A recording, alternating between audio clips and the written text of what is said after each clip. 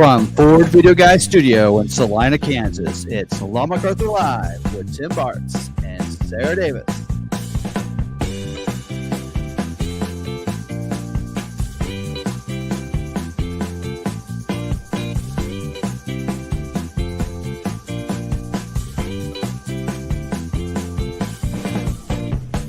For all the information on ordering and production, Ford news, recalls, debunking all the fake news on social media, and whatever's on their mind, here's your host, Tim and Sarah. Welcome, everybody. How's everybody's week gone? How you doing, Sarah? I'm tired. Tired? My boys woke up at 4 a.m. Oh, gosh. Yep, pretty early. So we decided to... didn't tell everybody last week. We decided to go spring break for the people here in Salina, Kansas, and pretty much the whole school district. North Dakota does not have spring break. Your mom could not handle that. Anyway, so we like to go somewhere usually, at least a day or two. So yesterday we took the day off, and we went to Pawhuska, Oklahoma. To see Pioneer Woman. Yeah, if anybody, I was going to see if anybody could figure it out. Yes, so Pioneer Woman, that's where she's from. And Barb's a big fan of her show and her products. We got a lot of them in our kitchen. So I have a lot in my kitchen that were gifts. Anyway, so we went there and checked that out and stayed the night at a really nice little, not bed and breakfast because they didn't do breakfast, bed and bath. That's what they called it. But anyway. All right. Interesting. Every week it feels like I gotta move it. Yeah. I don't know. They aren't touching it. I don't know. I think it might be the cord pulling it down and slightly moving it each week. Okay. But anyway, so it was fun. Yes. We checked out the Mercantile and we went over to their little ranch. They have a lodge. It's where they film the show and everything. Yes. And so check that out and everything and spent a lot of money in the Mercantile and ate lunch at there. They have a restaurant there. So we actually ate late lunch. So when we got there, it was like an hour and some minute wait. So I'm like, well, we'll check out the shops and everything and we'll do that. And then they also have a restaurant called P-Town Pizza. And we had that night. And then for breakfast, we went back to the Mercantile for breakfast before we left town. So it's fun. Time away. It was fun. Yep. But Sunday before doing that, I got a chance to work on the floor in the storage room / extra bedroom downstairs, and I will be hiring that out the next time I ever have to do it. I hate that. It's been all day long Sunday, like 10 a.m. to like 10 p.m. almost. My Sunday was spent cleaning too. We deep cleaned the living room, the boys' bedrooms, and then the basement. I still have a lot to do. Yeah. And the kitchen. Yes. So, yeah. Is it time for what's in that cup? No. That's pretty easy. It's on C4. Starburst. Does it taste like a pink Starburst? I need an energy drink. I need to pick me up because we did actually got up early this morning too, and I couldn't sleep. But yeah, so there. By the way, Maybell, I think is what it's called. If you go to Pawhuska, they have there's a hotel there right by the Mercantile. Oh yeah, they're really expensive, like $200 a night. But Maybell is there's 3 rooms there, and they're really nice folks and really nice. It's almost like a BRB kind of thing, and it was really good, nice people, and the rooms were clean and everything. It was awesome, and they're like half the cost. So I would definitely stay there again if we went. So anyway, there you go. Yeah. Finding good hotels is sometimes a struggle, which is why camping and a camper. Yes. So it's not a bad idea. I kept getting messages from Jolie over the weekend. She's like, so how do you book your hotels? And I'm like, well, it depends. What are you looking for? And she's like, well, we need something on our way back. I'm like, okay, so if you're looking for a good deal, I've had good luck with Expedia, but my luck with Expedia has not been good. So I had to go through all the logistics with her because she hasn't planned trips in the past. Like she's never traveled before, and I've traveled a ton. So Get your mic up. Yeah. Make sure people can. But like for me, as soon as I started dating Lebo, I became the person that managed all of our trip planning. So I had to learn quickly. You do a good job of. Sometimes there's a little skill to and picking the right hotel and looking through the reviews and I've only that kind of had stuff. You know. I've only had one time where I've not picked a good hotel, and it was looked great on the website and everything. And it was, I think, one of our first trips away as a married couple. We got there, it was run down, crappy. Apparently, they were going to start renovating like in a week or two. But we were up there, and like the next morning, we went down, ate our breakfast, came back up, and we hear doors slamming outside. So we look, and we see 3 police cars outside the entrance. And we're like, what's going on? Well, then 2 of them left. One's still sitting there. I go down to check us out so then we can head out. And as I'm going upstairs, more police cars run up. But I had asked, apparently someone had pulled a knife on someone else, and the other guy had pulled a gun. And so then more cops started swarming again as we were leaving. Like as we got in our car and left the parking lot, a cop sat at the entrance to the parking lot and was like, okay, you're good to go. But more cops were coming in, and there were, I think, 10 cop cars there by the time we left. Yeah, yeah. Anyway, you never know, right? But ever since then, though. So if you're interested, check out my Instagram. I posted some images of the camper we're purchasing in Iowa. Yes. They don't ship. I haven't asked. But we haven't got to that part yet. So pretty much have signed out. I just got to put my signature. I would come to agreement on numbers and everything and all that good stuff. But actually, I didn't really negotiate with them. So because I looked, the camper we're looking at is we just love the layout. So we just looked for that camper, and the closest one was there in Iowa, but there were some in other places, and they were the best price of all of them. I mean, they were like $2,000 cheaper than the next cheapest one. So yeah. I didn't negotiate with them. Your mom's like, did you negotiate with them? I'm like, I don't think I needed to. They were pretty much blowing it out. Yeah. But anyway, and then so it was pretty nice on them. But anyway, so. Yeah. But so far the process has been so good. And I think in automotive, a lot of dealers can learn from that experience. Yes. I'm like, it was like smooth as can be. I mean, fill out the credit apps and boom. Then they sent me the quote and with everything and the approvals. And here's the products. If you want any of these products, yes or no. And then boom, send it back. And I'm just going, okay. And then either and then I think we just set up to go get it, sign paperwork there and be on our way. I mean, I'm sorry, but even our process isn't that good. Yeah. I mean, yeah, but anyway, I've learned a little bit about it, so I don't have to been a lot of research. So some people haven't on cars, and they may have a lot more questions and everything than I do. But anyway, it was smooth as butter. Anyway, the intro hair color and today's hair color are different. Yes. I don't know if I've changed my hair color much since joining the live stream, but yeah, I don't think we can like do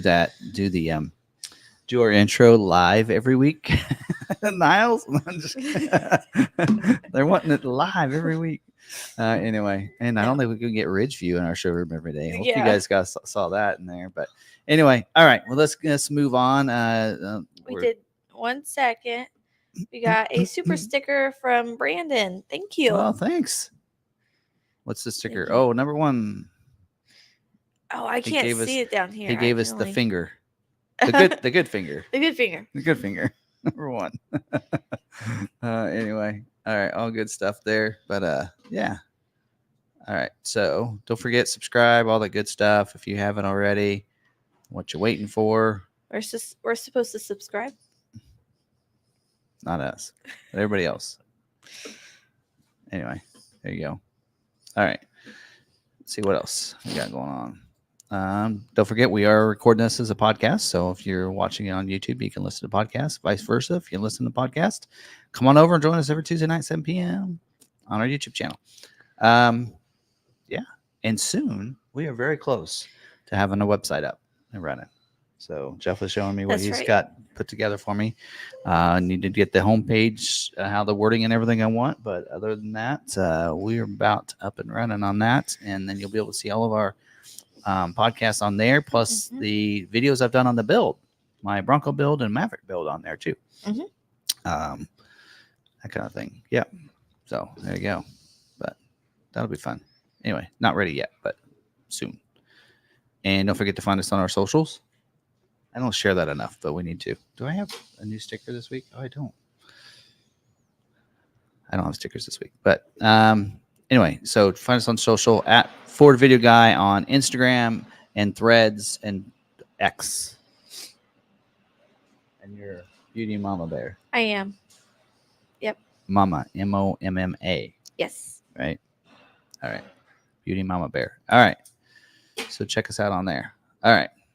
Because a lot of people already knew about the camper thing because they've been watching my socials. So if you want to keep up on that, I might forget to share it every week. So, okay. I'm also on TikTok. I'm there, but I don't do anything. So I'm done with. I'm not doing anything on TikTok. I'll leave all my shorts to that kind of stuff to this and Instagram reels. Yes. All right. What else we got going on? Not a lot of news actually this week from Ford. I think the media is out driving the Ranger. Mm. So me and I think one other person's a little upset we weren't invited. But, well. Do you have a joke? Do I have a joke? Oh, I got a dad thing. Are they asking for a joke? I don't know. All right. I don't know if I've said this one or not, but you know that the average person is really mean. Mm. Get it? Math joke. It's average mean. Yeah. Yeah. If you know anything about math, there you go. It's a math joke for you. All right. See, he has the same problem, Ragnarcon. I'm the shorts creator. Yeah. I will suggest. I would see he couldn't get it shorter than 1 minute and 5 seconds. Opus Clip.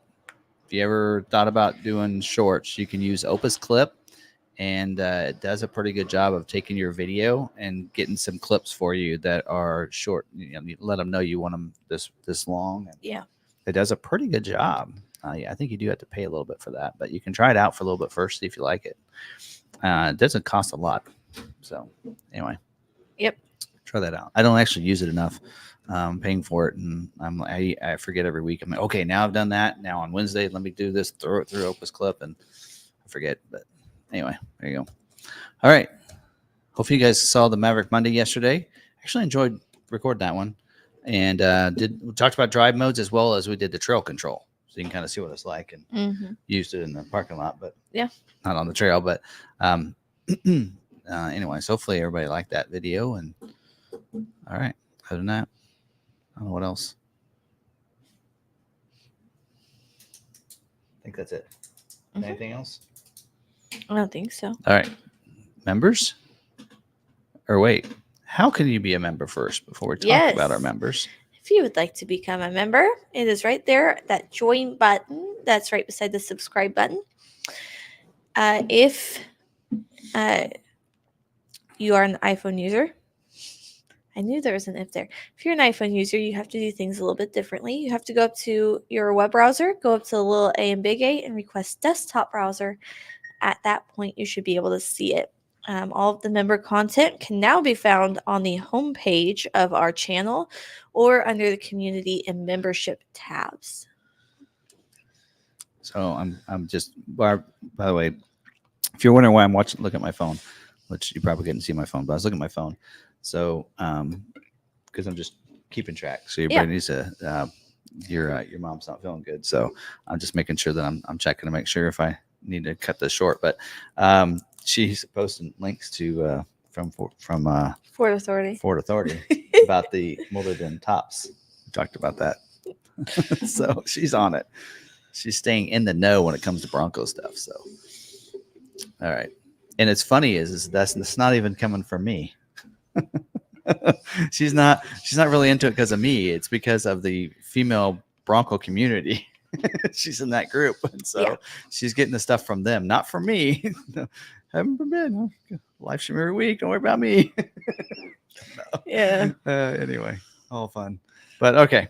Anyway, so with that in mind, don't forget to let's talk about our members because that's one of the perks. So we do a weekly live stream, and then we Yes. do a lot walk, and then maybe some other fun stuff. If we go on trips, you get to see a little something Christmas, New Year's, Easter, little holiday blips of the family time that we have. And videos you get to see early. Yep. The one yesterday, since I was available at the time that I scheduled it out, I scheduled it probably 2 hours before it actually went live. So like 4:00, the members got to watch it. Everybody else got to watch it at 6. So when you're a member, you get to watch it a little earlier. Some people it's not a big deal, but it's always fun, and that's something else. And then also we do get shout outs in the live stream. Right? Yes. You ready to give out some shout outs? No, not what. Nope. Too bad. It's time. All right, we'll start with Mab Sim. It is about time for some Timbits. Are you hungry now? And then down here we have. Putting me on the spot now. We got Gino. Where's yours? You didn't click on it. You didn't click on it. What do you mean? I know, I'm looking for his. Oh, well. He had mentioned. Sorry. I thought I grabbed his comment, and I didn't. Now I feel bad. Okay. We also have Ridgeview, who is our moderator. He is the one that greets everyone into our chat and keeps everyone towing the line. And he's in our intro. Photo bumper intro. No, we asked him to be in it. We have Elizabeth. Evening, everyone. Chat seems quiet tonight. It's picked up quite a bit now. Depends on when you come in. We have Clarence Roller from Ohio with the Sleepy First Edition. R. Quibido. Good Tuesday evening, all. And he mentioned try and get your vehicles inside in case the hail comes your way.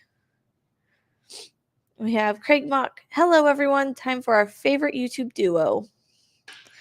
Bucko. Good evening, everyone. We have Brian Foster. Good evening, everyone. Rushman. Good evening, all. Along with Ghost Stang and Jack Evans. We also have Niles Ridley, who is a moderator with us. But he is also our in-house aftermarket specialist. So if you have any and all aftermarket questions, you can tag him at Niles Gridley, and he can certainly help us answer those tonight. We have Brandon Jones, and he was asking what's in the cup, and it's not a secret tonight. I don't have to sneak his cup away from him. Yeah, Emil Culpepper said, put your map in the picture booth in case the hill comes your way. Mid-Coast Maine. I don't think we're getting. I haven't heard any bad weather coming our way. We have Mid-Coast Maine and Ragnarcon. Ahoy, there be land ahead. By the way, speaking of that, I actually saw somebody that said there's this hail thing, the thing that you can put on around your vehicle, and it inflates up. And then the hail just bounces off of it. Yeah.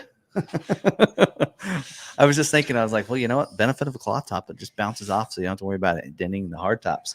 That is so true. Unless they're really hard hail, then it's going to go right through it. Those things, that's pretty thick, though. But anyway. So, but again, I can't do anything for the hood and the sides, but you know. Smart move at McArthur. When start to fix something at my house, wife says go ahead and hire someone. It'll be cheaper in the long run when they have to fix what you tear up. Yeah, I've come to that conclusion. Yeah. Anthony is here. Why did I have him? Oh, I must have clicked him instead of Gino's. Alec Todd is here, which he had a question about when the Bronco Sport would be revealed. Don't know. How's your Tuesday been? From Brandon Jones. Pretty good. We have Also, Anthony with a Let's Talk 25 Bronco Sport. And Daryl, a new member Oh, awesome. as of today. Awesome. Well, thank you. So, and Hopefully then enjoy it. I had a couple of people in here that popped in while I was doing that. We have Mike M. Ford Bronco Sport renewal. A removable top would be nice. That would be nice. Actually, I mean, some people mentioned that about Mhm. how somebody, I can't remember, is it Jeep? That's one of them is doing for their small, like Bronco Sport, like competitor. They are doing like where you Yeah. can, I don't know if it's, remove the doors. That's what it was, where you can remove the doors. Ooh, that'd be I nice. don't know about the top, but remove the doors. Yeah. So Gino called a Bronco. said, "Hello, 40s." Whichever played 40s or foodies, because I think 40s. we have a good. I was like, I'm way over 40. Okay, 40s. Yeah. All right. That's all the members I had tagged. If I missed you, I'm sorry. People got really chatty. All right. Oh, here we go. I know this one. Steve Young. There we go. There we go. Okay. All right. Okay. All right. Do you have a good dealer moment? Roll right into that. Yeah. Oh, don't forget about, before we get into that, don't forget about all the channels that we support. In fact, RagnarCon, Work on that. he is posted a video earlier. I saw it pull up in my notifications on the keypad. So there you go. So how to program a keypad yourself.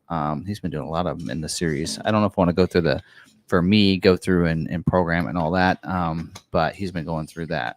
Can't remember what the system's called, but it's not Forescan. But anyway, he can post it in there. But he's got some good videos on that. There you go, and check that out.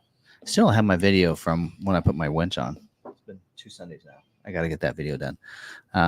Need to work on that, but a video of installing the winch, but all good stuff. And I'll be installing a hitch soon. So I can pull I can go get the camper, the Expedition, or the Maverick, because it's under 2,000 pounds. So I can actually tow it with the Maverick. There we go. Test out the Maverick. Yeah. So anyway, right. But yeah, I'll be installing the hitch myself. I've been told that the wire. I said, well, I don't know if I want to deal with the wire. And they said, if you wired in two lights to your auxiliary switches, you can do the wiring to the hitch for the hitch. I'm like, oh, okay. Now you make me look like I should be doing it. And it's another video opportunity that I take 3 weeks in editing and getting online. I don't even know if it'll be done in time for a super sale. I was gonna say, when it gets to be 9 o'clock and you need someone to come hold the flashlight, let me know. I'll be there. Sometimes I might start around noon recording the video. It may take until dark for me to get it done. So people watch my videos. I don't think that, especially if they kind of pay attention to the light, they'll realize that, yeah, that's supposed to be a 3-hour job and it took me 5 or 6. Anyway, it takes a little longer when you're recording, though. You make the notation that, your dad's a mechanic, but you got none of the talent. No. Hey, I figure it out, though. I usually don't break anything. Except for a couple of those little push pins that come out. Right. I'm getting good at those, though. All right. All right. All right. Good dealer moment.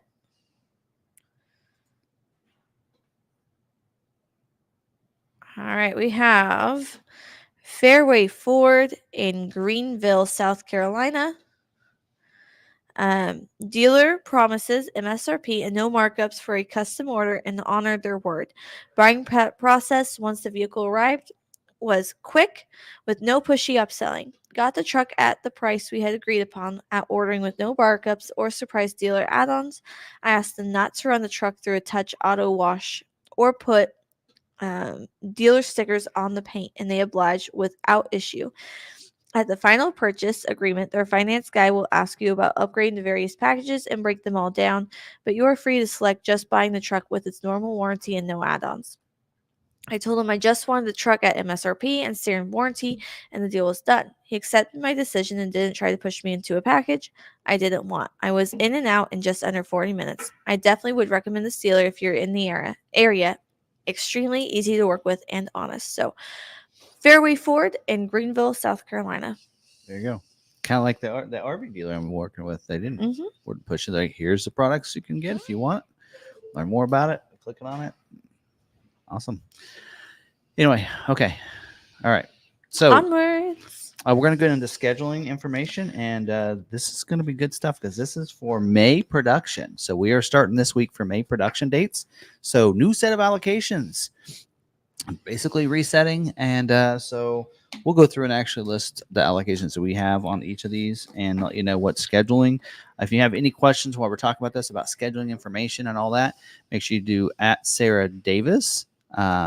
So she's in there. So just tag her, and then we'll after we're done with scheduling, we'll answer any scheduling questions before moving on to the rest of the show. And then again, we record this. We actually cut this part out for the Wednesday video. So if you want to take a break and go, I'll watch that video tomorrow and go get dinner or something, then you can do that as well. But anyway, hope you guys. So let's jump in. But yeah, do that because I'm going to take it off the screen here. So you wonder why at Sarah Days isn't on there, but there you go. All right. Anything else? Ready to go? Yep. Change that over. Okay. Let's get into this.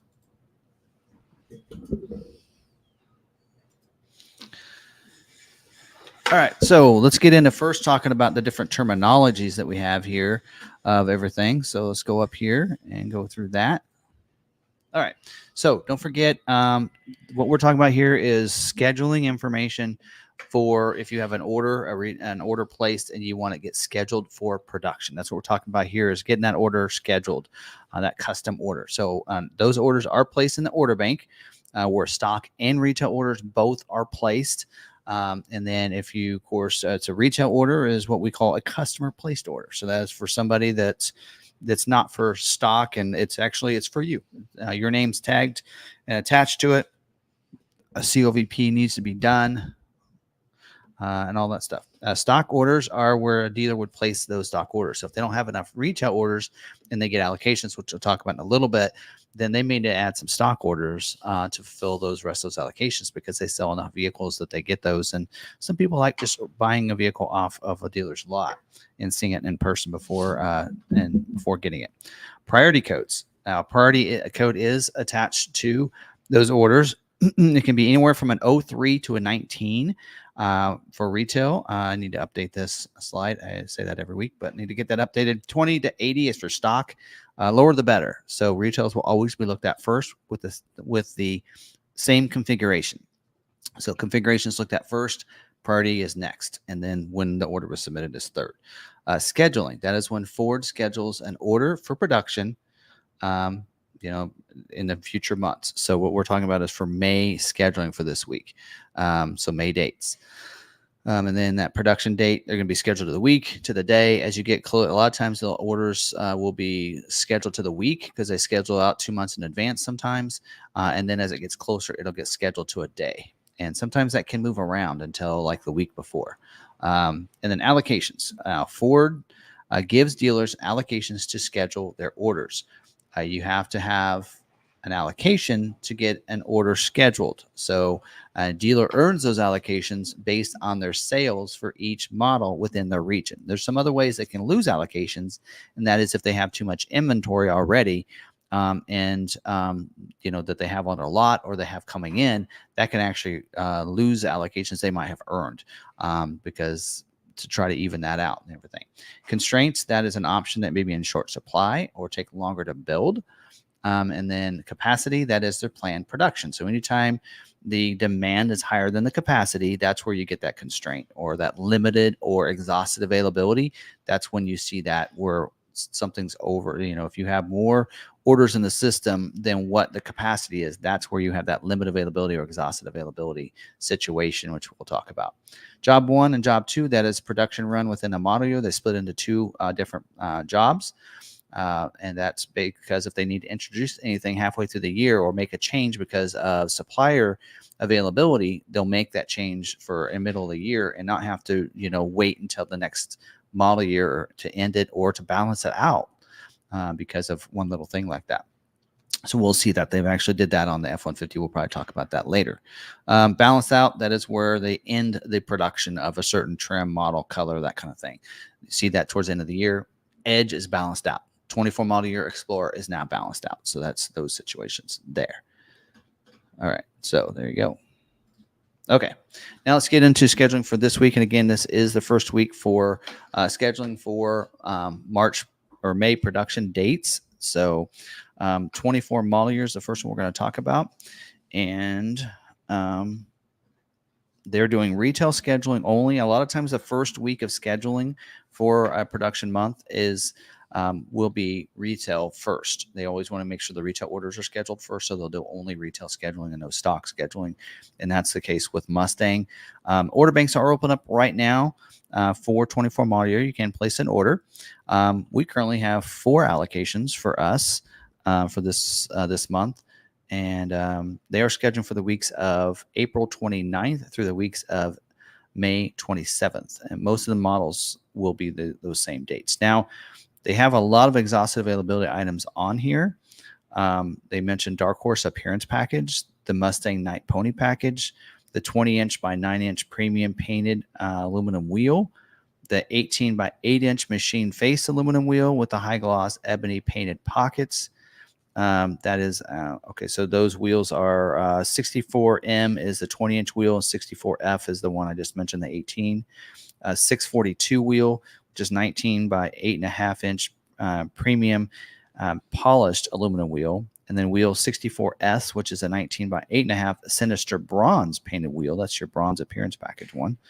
The wheel 64G, which is your 19 by 9 in the front, 19 by 9.5 in the back, carbonized gray painted wheel. That's part of the GT Performance Package. 64Z, the 19 by 9 in the front, 19 by 9.5 sinister bronze in the back. That would be the ones with the bronze appearance package and the GT Performance wheel. 64K, which is a 19 by 9 in the front, 19 by 9.5 in the back, black painted aluminum wheel. So that's the one with the Night Pony package and the GT Performance package.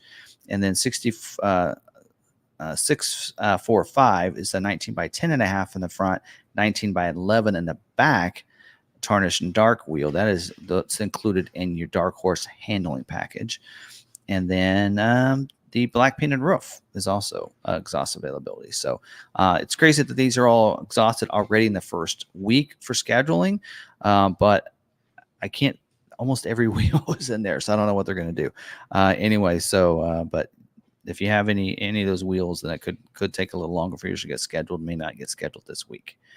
Let's see. Other than that, I think that's it. They actually didn't give us the commodity report, so I don't know how many unscheduled orders there are right now. But so we'll bypass that. 24 model year Escape. They are going to be scheduling retail only this week. Order banks are open up for 24 model year Escape orders, including plug-in hybrid. If you want to place one of those, we actually have one allocation for Escape hybrid and gas and 2 plug-in hybrid allocations. I don't think we have a plug-in hybrid order in the system. They are scheduled for the weeks of April 29th through the weeks of May 27th. So they'll schedule for different dates for different orders in there and try to, pick those orders. So the reason they leave it open is this week they'll try to get everybody's orders that have retail orders based on dealers' allocations for those. And then they'll fill in around that after that with stock orders or other retail orders. So that's usually how that happens. So a lot of times that first week, they'll try to schedule all the retails they can. If a dealer has allocations, if they still have allocations and they've scheduled all the retails, then the next week is when they'll start filling in with stock ones around that. And that's how they kind of help their capacity so they can continue to run and produce vehicles in a great fashion there. So, all right, next is the 24 model year Bronco Sport. Order banks are open up. Don't know how many retail orders there are because I don't have that report. We have 8 allocations for this month. And it does say retail commit only. That means retail scheduling. It says we will be committing stock orders for prior wholesale cycles for April production within the current constraints. So it's showing production weeks of April 15th through May 27th. I think most of the retails will be for May production dates. Dealers that had any allocations that got carried over, they'll try to schedule those for April to finish out April. They said they will start Badlands production orders this week. So we've been waiting for Badlands. Does say this week they're planning to start scheduling for those. They said mid-March, and here we are. It's mid-March. So limited availability for the convenience package. That's optional on the Big Ben and the freewheeling, and limited availability for the tech package. It's optional on the Outer Banks. So if you're wanting one of those two configurations, try to stay away from the convenience package. Otherwise, it may not get scheduled yet. And hopefully people with those Badlands orders are going to finally get scheduled. So there you go. Next is a 24 model year Ranger.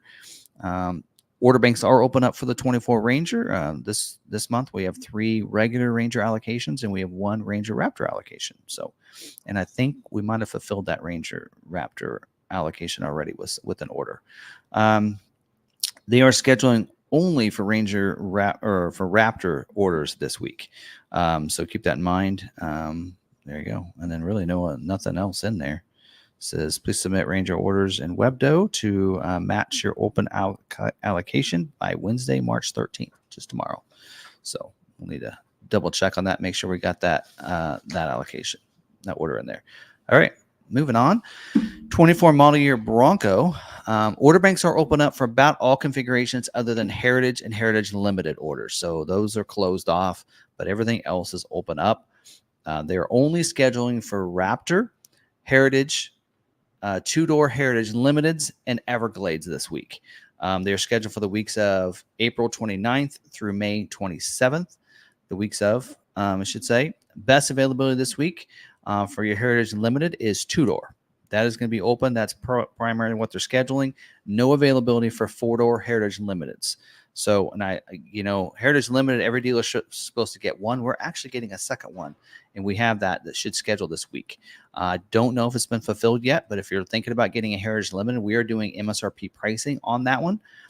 So contact us, email us, timothybartz@gmail.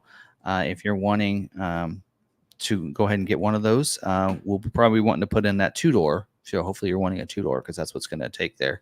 Other than that, ours will probably schedule this week. So if we don't have somebody to contact us, we'll put it in as a stock 2-door, and we'll just have to, color can be changed usually down the road, but there's only 2 color options anyway. So it'll be a 50-50 chance of getting you scheduled with the color you want if you end up taking. So somebody could take that one when it comes in, or we can reconfigure, we can add options to that, and after it gets scheduled, so we can make those changes. It does say Raptor orders will require a mix of 70% optional beadlock and 30% standard wheel, and 50-50 for the leather and vinyl. So, and we have 1 Raptor allocation too. So we could get 2 Broncos scheduled this week. All right, moving on to 24 model year Maverick. Order banks are open up right now, including the XL trim. We have 3 allocations this week, which should hopefully cover the 3 people that we have that we needed to reorder their Mavericks for. So that'll help out. It says retail orders only committing for the week of April 29th through the weeks of May 27th. There is a second note in here, and after looking at Bronco Sport, I think this probably means that if any dealer had any stock orders or allocations that got carried from last month that needs to be fulfilled, they're going to fulfill it for April production dates. They need to fill in some stocks for April to help that production through April. And it does say, please note the XL availability is 21%, but that's the same note it was last week.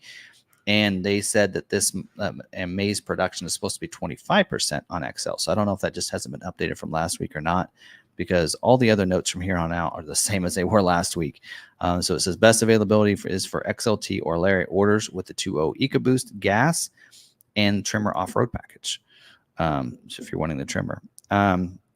Limited availability for the hybrid, for the XL version, it says, for the black appearance package, for the spray and bed liner, for the drop-in bed liner, the hard trifold tonneau box cover, I should say, and then also the tire that's on the XL and XLT, the standard tire. So if you got a Lariat order, great news for you. That's all I have for the Maverick. So again, I don't have any of the numbers of how many unscheduled orders there are because I didn't see it. It might pop into it tomorrow. We'll see. 25 model year Explorer. Your order banks are open for 25 model year Explorer. They are done with 24 model year scheduling. It's been balanced out. We do have 8 allocations for our 25 model year Explorer. They are not scheduling this week, so one more week. They're going to schedule for May production dates. Of course, it's not going to be for the full month of May. I think they're going to start like the second week in May, if I remember right. So that's probably why they're waiting one more week. So, see. Next is 24 model year Expedition. Order banks are open up for those as well. We are going to have 6 allocations for Expedition. They're not scheduling this week, so no notes other than that. So we'll come back to that next week and see how things look. Next is the 24 model year Mach-E, Mustang Mach-E. They take out the Mustang on here. Probably should. Order banks are open up for all configurations, including Select, Premium, and GT. We actually have 8 allocations. So Ford asked us to take some extra allocations, and we did. So we're going to take some of those Mach-E's and have some fun with them. They are retail scheduling this week. We have 3 retail orders. So if you have wanting to put in a Mach-E order, check with us on pricing. I believe we're doing $2,000 below MSRP is what we're doing on retail orders. If you're interested in getting a Mach-E, we do have open allocations. So the rest of it will be stock if if we don't get enough retails. So we have 3 retails, including mine, and they're all previewing for this week. So, and then they are scheduled for the weeks of May 6th through May 27th. All right, next is 24 model year Super Duty. Order banks are open up for those, so you can have those. I think we have like 42 allocations this month, a lot for Super Duty. We had some carryover from last week. They did not end up scheduling. We talked about scheduling Tuesday. Scheduling notes mentioned they were scheduling Wednesday. They changed those notes to say they weren't scheduling Super Duty, so it did not end up scheduling last week. Because of that, all those allocations that we're supposed to schedule, I think are going to get scheduled this week and not count towards our scheduling for May, because they are going to be scheduling this week for Kentucky for April production dates, April 1st through the 22nd, and Ohio for the week of April 22nd. So what happened last week is supposed to happen this week. So they're going to fulfill dealers the rest of their allocations for that. It says, okay, same notes as last week, that they need 6.8 liter engine orders. That is engine code 99A without the heavy duty alternator and the fifth wheel prep kit. So both. So if you have one or the other, or one, like if you're the standard heavy duty alternator, but what they're looking for is they're looking for that order without the fifth wheel prep package. So that's what they're looking for. All right, and then let's see what else. A 24 model year XL 6.8 liter gas pickups will be excluded from the wholesale availability formula for a period of 120 days. That's for dealerships, so that way they'll take some of these 6.8 liters, which is a great engine. So if you're looking for something, and that engine will still tow about 14,000 pounds. So it's a pretty good engine. It's a great way to save some money and get something ordered quickly. Also, it does say in here the 85S option, that tough bed spray and liner is going to be built at a rate of 28 to 32%, which is a pretty good percentage. So I think what they're wanting is they need that capacity up for that plant for those people to keep working. And so they're wanting people to put those on their orders, but I still say don't put it on your order. But anyway, it looks like the availability and the capacity is there. If you have it on your order, you want that nice Ford on the back, then it looks like you probably should be good. Again, depends on dealers' allocations, though. All right, limited availability for these following options: the F600, the wheel option 64E, which is an 18-inch machine and painted aluminum wheel that's included in the Trimmer off-road package, the 4x4 front axle, that's available on the F450, 550, and 600. Also, the 4x4 axle that's available on the F450 and F550. So I think one of those is supposed to be, last week that said 2-wheel drive front axle. So can't remember which was which. The rear axle that's optional on the F350 dual rear wheel with the 6.8 liter and 7.3 liter engines. That is also limited availability, plus the 2 wheels 64A, which is a 17-inch Argent painted steel wheel with the painted hub covers, and the 64F, the 18-inch Argent painted steel with the painted hub cover. And a transfer case that's standard on the F600, 4x4 with the 7.3 liter gas or the 6.7 diesel. And the 193-inch wheelbase or the 205-inch wheelbase chassis cab. And then the camera harness with the rear view camera. That's your cabin chassis camera harness. That's also limited availability. All right. I think I got that covered. 24 model year F-150 order banks are open up right now. Looks like they're going to be scheduled this week. We have some allocations to carry over from last week that some of the scheduling didn't use all of those allocations. We also have 3 Raptors and 1 Raptor R allocation as well. I think we might have, I know we were trying to get that allocation today from somebody. They are scheduled for the week of April 15th through April 22nd, those 2 weeks.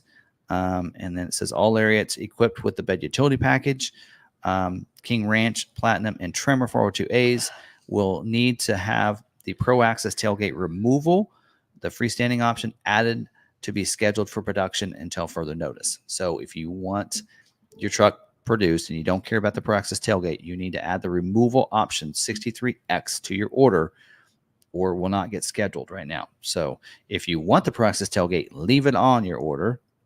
Don't put the removal on there. Leave it as it is. It won't schedule yet, but it's still then when it finally can schedule, it will schedule with it.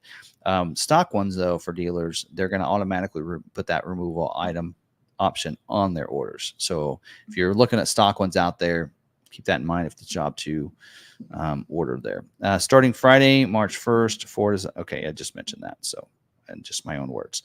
And then limit availability for the T72 tire. That's the 245/70 R17 black sidewall all season tire. That's it for F-150. 24 model year Transit. Order banks are open up. We do have 1 allocation, which we have plenty of retail orders, so we should be good there. They are scheduled for the week of April 29th. It says there is opportunity to schedule the GTDI units this week. So I know that's been a struggle. Limit availability for the E-Transit, the low roof van, the cargo one, the mid roof cargo van, and all the 4x4 4-wheel drives. And then also option 58U, the AM/FM stereo with the 4-inch multifunction display. And then the 5th row double seat. It says 5th row double seat. So anyway, there you go. I think that's 2 on each side or something. All right.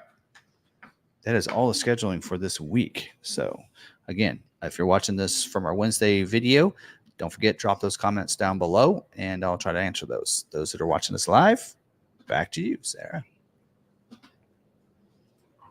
All right. There we go. Any questions on any of that stuff? No, not really. But usually that first, so what usually happens is that first week of the scheduling for the month. I know for us, it's, March 12th. So it's like, what do you mean the first week? They don't always schedule the first week. It's usually a week or 10 days into it because dealers, they talk about different things on the very end of the month. And then they usually have like a week to get all their, hey, if they want supplements. So basically the way it works is that Ford will say, here's what you've earned. Here's what your opportunity. Here's what you get. You want to commit to that? Do you want more or less? Basically. In some situations, we would say, you know what? We feel like we're stocked up, even though you're saying that, hey, we could use some allocations on a certain model, let's say Bronco Sport, but we know that, we're not doing the greatest with that. We can say, no, we don't want all those. We only want 6 instead of 8. We can do that. And then another dealer has an opportunity to take those, any dealers that doesn't want all of theirs. That's how some regions you can get supplements is what they call it. So in some of the vehicles like Maverick, they say we earn 0 because the way they did it is they said at the beginning of the model year, we told you what your estimated allocation was going to be based on this formula because on Maverick, it's not done based on your Maverick sales alone. It's based on 4 different models Anyway, next year will be, so we'll be right. So at that point, they actually told us at the beginning, of the year, it was the only model in 24 model year that they said, here's your estimate. All the other ones, it's like you earn it each month. And so it can vary each month. But on the Maverick, they said, here's how many you're going to get for the year. And for us, it was 325. So it happened to be the carryover orders that we had. So what they did in December was they gave us 150 allocations. That's why we're the number one dealer right now, is because a lot of those, came in. Actually, the ones from January, February would have been from last year, not for January and February build dates. Anyway, so, but those are starting to come in. And so we're not going to get many allocations, but we end up getting 3 Mavericks this month because we actually put in for supplements and they had extra ones in the region. So we were able to get a couple. So, luckily, but anyway, it's kind of how that works. But, same way how that worked on Ranger Raptor. So I think there was a dealer that didn't need theirs or whatever, but so we got theirs, but there you go. Some dealers don't always put in supplement. They don't understand how that works, but we do. All right. Any questions? No. Anything? So yeah, this is the first week, and that first week they'll always focus on retails first. And a lot of situations like a Bronco and some of the other ones, they'll work on the specialty ones first. So those Raptors, the Dark Horse, the Heritage Limited Editions, that first week will always be geared towards specialty first, so they can plan that into their production because they want to make sure those are scheduled, and they'll schedule everything else around those. So they'll make sure that gets done first. And so that's why you'll see a lot of times that first week, like Bronco, this week is going to be Raptors, Everglades, which is funny because, they don't really mention Everglades as being a specialty, but Ford looks at it that way. And the production, the number is like really low. So really, they actually make a lower number of Everglades than they do the Raptor. Think about that. I don't know. They never give a percentage of Raptor. They say that's this many, but if we could kind of figure it up, I think Everglades is probably lower than Raptor. And I kind of like the Everglades. So if you want a rare one, Everglades might be it. Anyway, but that's kind of how that works. How many allocations would we need to finish 24 model year retail orders for Maverick? How many would we need? Yeah. So you got to remember the retail orders that we have left, all of them were ordered for this model year. Because when we started off the model year, we said we're not taking any orders. Yes. Until we got all those scheduled and knew that we were going to take care of everybody, because we didn't want to get those in way of the carryover orders. So all of them got taken care of. Yes. What we have is we have a couple people that we have orders in that we messed up on their orders. So when we ordered it, they wanted to make a change and we didn't make that change on like 3 orders. So that's where I think they know that they kind of are helping with that, because we gave that a priority 3 on those orders. But other than that, what we have in the system are orders, people that when we opened it back up in, what was it, January, I think we told sales guys we can take orders. I think we like 40 in there, but I don't think we're going to get allocations to take care of those people. And there will not be private offers, because they had said, hey, no, we're not giving private offers because we told dealers not to take any more than this number, and we did take some. Yeah. So I don't think we have too many. I mean, I think it's 40 in there, but some of those might be stocks. I know I'm just, in my mind, I'm seeing total orders, but I think we put some stock ones in there. Pretty sure we have a couple of stock. Yeah, so I think some of those are. So I don't think we have too many like new orders in there. So anyway, and we've had some people that go ahead and, I mean, like I said, we have some in stock, so they can always purchase those.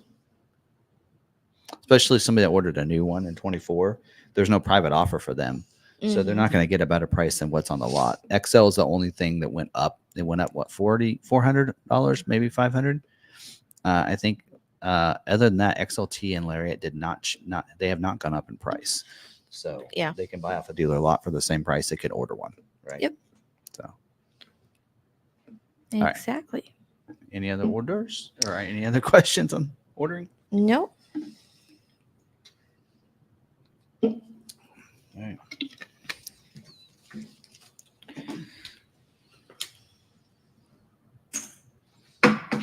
All right, next we're going to talk about, really there's not a lot of dealer news updates. Last week, though, I mentioned order guide updates. So we're going to talk about order guide updates. I went through for about an hour and a half trying to figure out what changes were made on some of these order guides last week. And one of them actually happened this week. And we got some information that I think we actually brought to light. I emailed the brand manager, no email back, but the change was made in the order guide. Yeah. Or some of the questions we had were kind of spelled out in the order guide for the Explorer. So we're going to talk about that. Actually, we'll get to it in a second because I got to praise our community here because I got a feeling that they got to be watching this stuff because we brought to light something that's in here that I'm like, I would be surprised if they come up with that. I mean, I guess there's some dealers that might have done it too, but all right. But let's get into dealer news and we'll go over these order guide updates. Okay. So the first one, at the end of the month, they usually will update some order guides if they see there's some corrections that need to be made. And this one is on the F-150, the 24 model year F-150. The only thing that I found was on the major changes page, they took out because it was in there that the Tremor was a late availability, so they actually changed it to they revised it to Tremor series now available. So, and then also the Pro Access tailgate removal is added to the order guide. So you're going to find that under the bed utility package or in the optional equipment for Lariat. And then we'll also show as optional on the King Ranch and Platinum and Tremor 402A. So that was added to the order guide. So that was an easy one there to go through and look at. All right. The other one that was done the day after that on the 29th was 24 model year Escape Ranger F250 to F450 pickup. And then police interceptor, which I'm not going to cover police interceptors, but so let's talk about Escape first. Okay, so on the Escape, they changed the wording on the 360-degree camera. So it said 360-degree camera with split view, and it said front and rear washer. They removed front and rear washer from that wording and everywhere that was listed. So on the Escape, you will not have a front and rear washer to the cameras. So it'll be 360-degree camera with split view on the Tech Package 2 for the Active. It's also part of the Tech Package 2 in the ST line Select. That 360 camera is standard on the Elite, so that wording was changed on that page, as well as on the Platinum standard equipment. So they changed it on there. And then on the plug-in, it's part of the premium package. So they updated it on that page. So you can see how when there's an option there or something that's changed, they got to change it everywhere that's listed. So that's kind of what they did. That's basically all I could find on the Escape was that changing in wording. Now, also the Ranger, I found that for a long time they didn't have the selectable drive modes. I noticed it when I did the videos on the Ranger last year, that there was no mention of drive modes. I'm like, surely there's drive modes. Well, now it's finally on the order guide.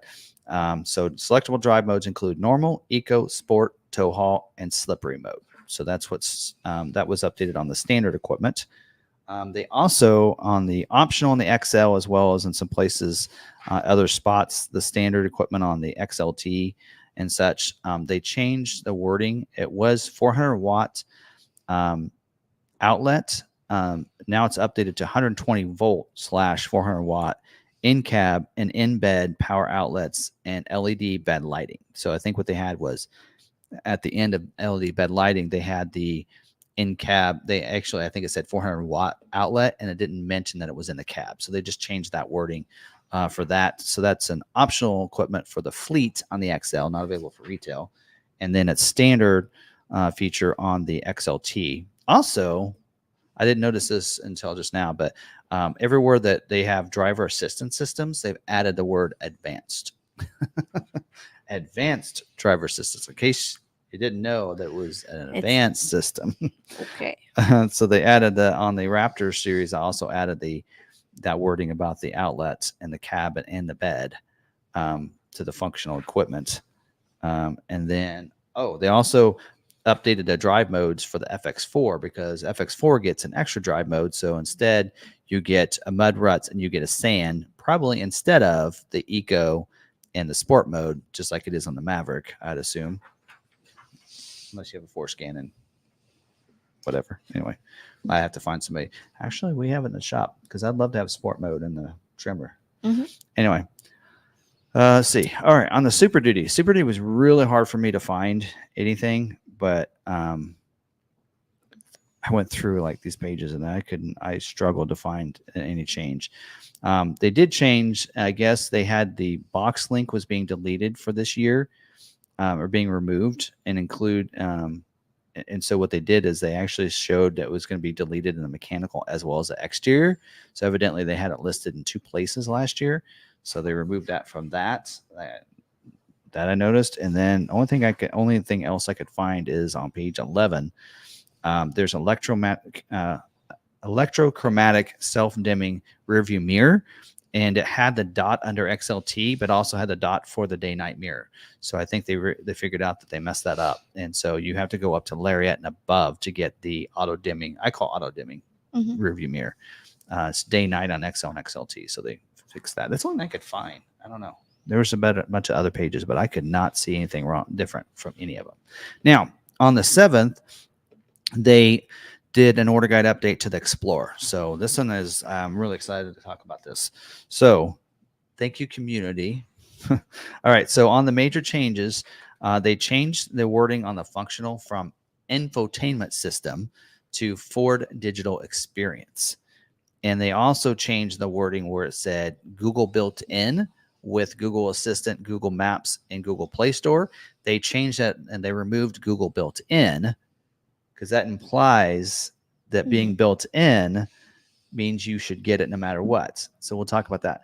So instead, they changed it to say Google Assistant, Google Maps, and Google Play Store. And again, removed that built-in wording. And then they changed driver assistance technology to say advanced driver assistance technology.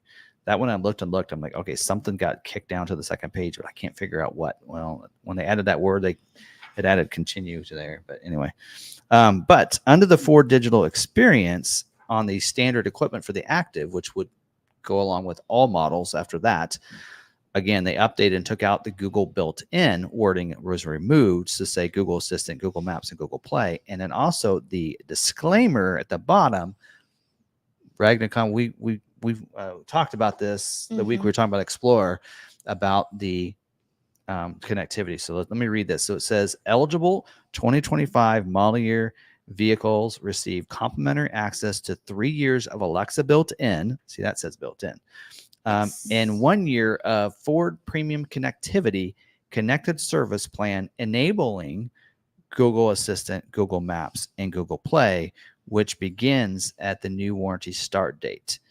And then it says evolving technology, cellular networks, digital or vehicle capability may limit functionality and prevent operation of connected features.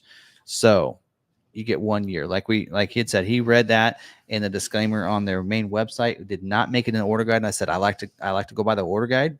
Now the order guide is updated, and you get 1 year service of Google stuff. So after that, you got to pay for it. Question is, how much are they going to charge you? Don't know. So anyway, they updated that. Oh, they also updated on the order guide on the ST line, the Copilot 360 Assist 2.0. It said intersection assist. They added a 2.2 to the back of that. So there's a updated version to intersection assist. They added that.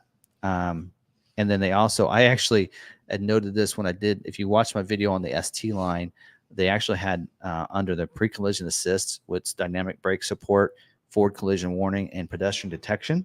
Instead of pedestrian detection, they had intersection assist there, which they had it above. So I'm like, I was confused, and I was like, even while I did my video, I didn't notice it until I was in the middle of the video and went, I bet that's supposed to be pedestrian detection. So they fixed that. So are they watching the videos? I don't know. I would like to think they are. But also on the ST line, they added to the order guide, which was not here before, the twin panel moonroof. Late availability requires second row captain's chairs and not available with the premium package, it says, which is crazy. Why wouldn't you have it on the premium? But is available with the four-wheel drive, requires four-wheel drive. So twin panel moonroof is added to the ST line, was not there when I did my video. It's there now. Thanks, Ford. You gotta that video's not right, but it's a late availability, so who knows? Sometimes that doesn't even happen until at the very end. And then, of course, they added advanced to the driver assistance features on page 11 and 14. Oh, and then added the 2.2 to the intersection assist on page 14 as well. So there you go. All right. That's it. Any fun discussion on that stuff? No, they're planning the Florida meetup. Yeah, I don't know. Don't know about that. You guys can plan it. See if we can show up. I might be busy driving to Iowa. Mm-hmm. Unless somebody wants to drive my camper from Iowa to Salina. I'd be willing to pay. I'll go to Iowa. Kind of probably need you here. It'd be a 2-day because it's 8 hours, so you have to drive up there. Yeah. And then get the camper and drive back. Yeah, no, I'll do that. I might have to ask him and say, is there a way I can have someone else pick up the camper? Can we do paperwork via DocuSign or something? Yeah, Niles said he was up for it earlier today. Yeah, I'm sure management around would be like, wait a minute, you're taking our employees for your benefit? Wait a minute. Blake may not like me. Anyway. All right. Okay. Any other questions? No. No, not really. All right. Maybe I better check on your mom here. Nope. Okay. All right. So, recalls. Let's get into that. Brandon Jones says, I'll go. Just let me pick up my truck so I can tow it back for you. I might even let you borrow the Maverick. Anyway. I will borrow the Maverick. All right. PTO is PTO, Tim. From Niles. All right. So recalls for this week. We have a couple different recalls here, and a lot of them are safety recalls. So those are always important to cover. This first one here is safety recall 24S05. This is a supplement, number 1, and that's when they add to the recall. And so this in here was the recall was initially put out on February 13th. So this has been added. So in this one here, they added the affected vehicles. They updated that vehicle population and end build date. So they updated that to include more vehicles. There's 112,233 vehicles affected by this. Oh, this is on 23 and 24 model year Transits with the 9.75 rear axle. So I forgot to mention that. If you guys were wondering what model are you talking about? They also updated for the mobile service, the inspection and fluid fill part of that. And then, of course, the mobile repair and pickup was updated. Some attachments to this. Again, the mobile service was updated, that page, and then the labor cost for dealers to submit for reimbursement. So the reason for this recall is an affected vehicle is insufficient rear axle lubricant fill volume may result in an inadequate coating of the rear axle pinion bearing, potentially leading to overheat and bearing seizure. In the event of rear axle bearing seizure, customers may experience rear axle lockup and possible drive shaft separation, resulting in a loss of vehicle control or loss of vehicle motive power. Drive shaft separation may result in an unintended vehicle movement while the vehicle is in park if the parking brake is not applied. So maybe you want to make sure you apply the brakes in your Transits. Of course, those would increase the risk of crash or injury. Yes. See letters. It says owners of record will be notified via first class mail after full repair instructions and parts ordering information have been provided to dealers. That ought to be getting pretty close because they updated some stuff on there. So evidently letters haven't gone out on that yet. All right. All right. The next one is on Bronco here. So this is actually supplement number 3 to this recall. Compliance recall 22C27 for 21 and 22 model year Broncos. Accessory protocol interface modular software update. So again, supplement means they've made a change. They've updated something on the actual recall for dealers. And so this is this in here is the service action was updated. This supplement is to update dealers on the latest status of 22C27 and to inform the planned service action software is available for vehicles equipped with the 8-inch sync screens. In addition to the over-the-air update, started on September 21st, 23 for vehicles equipped with the 8-inch sync screen. It says excluding 22.5 model year, which would be job 2, by the way, which is 20 vehicles were affected by that one. And then also they added VIN list attachments for those last orders, 22.5 model year with the 8-inch screens. They also updated the repair service assessment information, and then the over-there update information too, and then the labor hours. So there you go. 180 vehicles are affected by this recall, and some of the affected vehicles may not conform to the requirements specified by the Motor Vehicle Safety Standard. Rear vis 111 S 5.5 rear visibility. The rear view camera image may reappear on the sync screen after a backing event has been completed while in four-wheel drive low mode. The reappearance of the rear view camera image may distract the driver, increasing the risk of a crash. Hopefully, if they're in 4x4 low, they're on a trail, and that shouldn't be happening. A crash shouldn't happen. But probably why it hasn't happened to mine, because I don't think I back up in 4x4 low when I'm on the trail. But anyway, all right. Letters would have gone out. I didn't get a letter, so I'm probably not affected by it. So letters should have already gone out. Oh, it's saying the people that are in the 22.5 model year, those letters will go out the week of March 18th. So they did update that. So there you go. All right. This is also supplement number 3 to a recall. Compliance recall 20C19, which is for 22 to 2020, 2019 to 2020 model year. Multiple lines, the rear view camera improper function. So we're talking F-150, Super Duty, Mustang, Transit, Explorer, Expedition. Okay, I should say for 19 and 20, it's F-150 and F Super Duty. For 2020 model year, it's Mustang, Transit, Explorer, Expedition, Escape, Corsair, Edge, Nautilus, Ranger. And it says 1,988 vehicles were affected by this. So, of course, the reason for this and some of the affected vehicles, insufficient electrical conductivity within the printed circuit board, PCB, internal to the camera may lead to intermittent rearview camera operation. The rearview camera that intermittently displays a blank or distorted image can reduce the driver's view of what's behind the vehicle and does not conform to the requirements specified by the Motor Vehicle 111 rear visibility. So what do they update on this? They updated affected vehicles, so to include more vehicles in the 2020 model year. So it says the build date range for Explorer vehicles did not include some 2020 model year vehicles. So there you go. Letters should have gone out last year, but there are more. The people that were added to this, the letters will go out the week of April 8th for those people. There you go. All right, this next one already made it on the Ford Authority. They beat me to it this time. They usually wait until after I talk about it.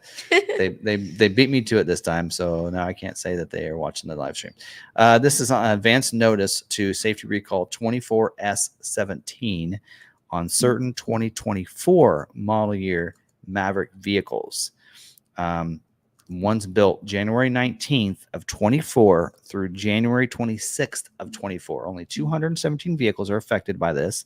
So they made a big deal about this, but only 217 vehicles out of what they make 10,000 that month, probably 13,000 are affected by this. So a very small amount, but this is something they got to do because it's a safety recall. I want to keep these vehicles safe. And the reason for this recall is that in all of the affected vehicles, the fuel tank may have been manufactured with an open fuel tank pinch joint, which can lead to a liquid or fuel vapor leak. Customers may notice fuel leaking onto the ground or smell fuel if a leak is present. Additionally, the evaporative Emissions monitor may illuminate the malfunction indicator light in the cluster. A leaking fuel tank increases the risk of fire, of course. And letters haven't gone out yet because they don't have the repair order instructions yet. And so, yeah, if you notice, I guess if it's sitting on the ground, most of these vehicles built this week would have been delivered at the end of February or even right now. So there you go. Look for fuel underneath your vehicle.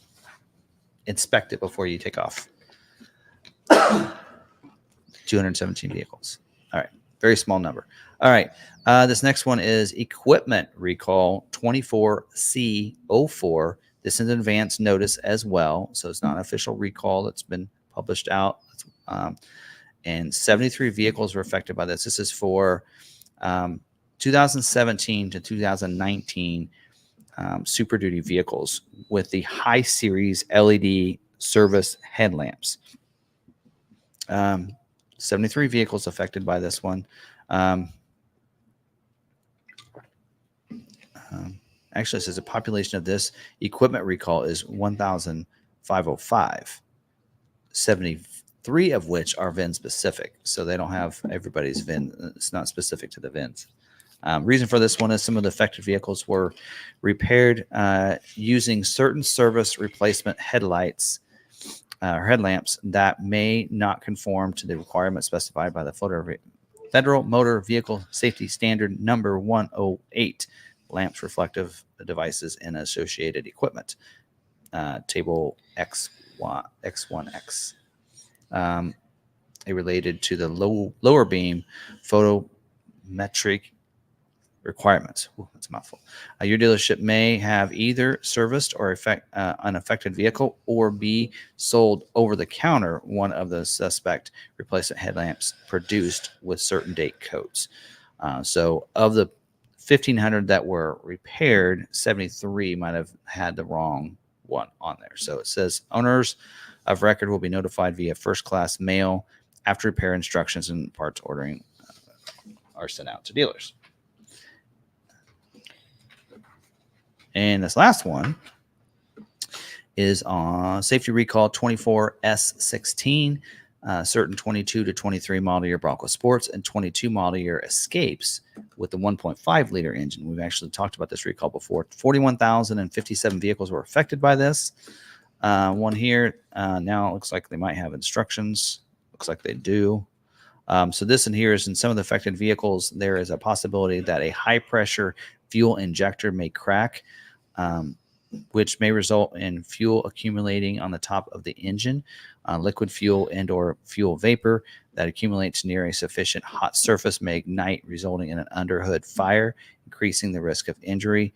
This says, note when FSA 24S16 is completed and claimed, customer satisfaction program 22N18 will be automatically activated on the VIN, which will provide a one-time repair to replace the high-pressure fuel injectors in the event of a cracked high-pressure injector. So there you go. And then letters are going to go out the week of April 1st. There you go. Good. That's it. That's quite a few. All And right. most of those were safety recalls, so it's always important to go over those. But Yep. But the one on the Maverick isn't as dire as we would think with only 217 vehicles. Yeah. Well, just a couple weeks there in January. All right. Any questions? I mean, I have 6 questions, but none of them are recall based. All right. Okay. I don't have an is it true for this week. You don't. No, I didn't really You get know, a lot of times I get into the forums and I find things, and that's usually what I make the is it true. And this week I just didn't get an opportunity to do that. so I actually was noticing that there is a lack of papers over here. And usually we have papers over here through our main topics. Well, recalls were the last ones. Yeah, I just took them. I know. And then we're ready for our topic. I know. But sometimes you still have papers over here for the topic, and you don't today. Oh, no, I don't. All right. What's on So your mind? Yeah. So we talk about Bronco Sport. Mm-hmm. Are we ready? Yes. All right, Bronco Sport. So let's talk about it. So, like I said last week, we talked about Maverick. So there are many models that are getting refreshed for this year. We had a lot of models kind of be revealed and start and initiated. Maverick, Bronco Sport, Bronco, all happened, 3 years ago or so. And I know Bronco Sport actually, I think their refresh was actually due last year. I think we're gonna get Bronco. I don't know. And then Expedition's getting a refresh. Explorer got a refresh. So we're going to talk about Bronco Sport and some things. Now we know that by now they've already planned for it. Now that we heard from last week that they already have 25 Maverick planned for. So going over this isn't going to help Ford at all, but maybe for future. But it's more of just a discussion and just to have fun and say what would be nice to see. What could we maybe expect and be really cool? And then what are some things that I know that the community, we can talk it out with everybody here, all the 136 people here, and find out what you guys like about the Bronco Sport and what you like to see or don't like that is on there currently, and some things that just in the spy photos we've seen. Thanks to Ford Authority. So thank you, and I'll put the links in the description after this. In fact, I probably should do it now, but we'll do it afterwards and drop that in there so that you guys can see those articles and give credit where credit is due. Ford Authority is always a good source with some. I do like their writers. So there you go. There's legit stuff. So let's share this screen here. This one first. All right. See how it looks because I am. We got a little room.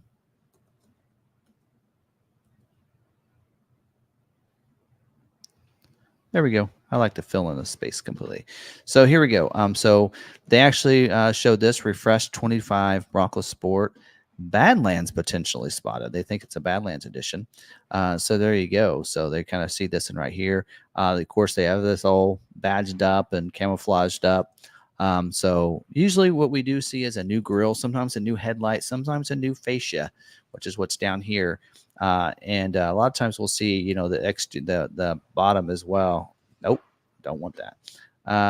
The side, they badge up back here. Tail lights sometimes are freshened up. Evidently, the top part of the liftgate's not going to be changed, but they might be doing something in the back here and maybe get a more aggressive look, or maybe the bumper's going to look different or something. But so they badge that up.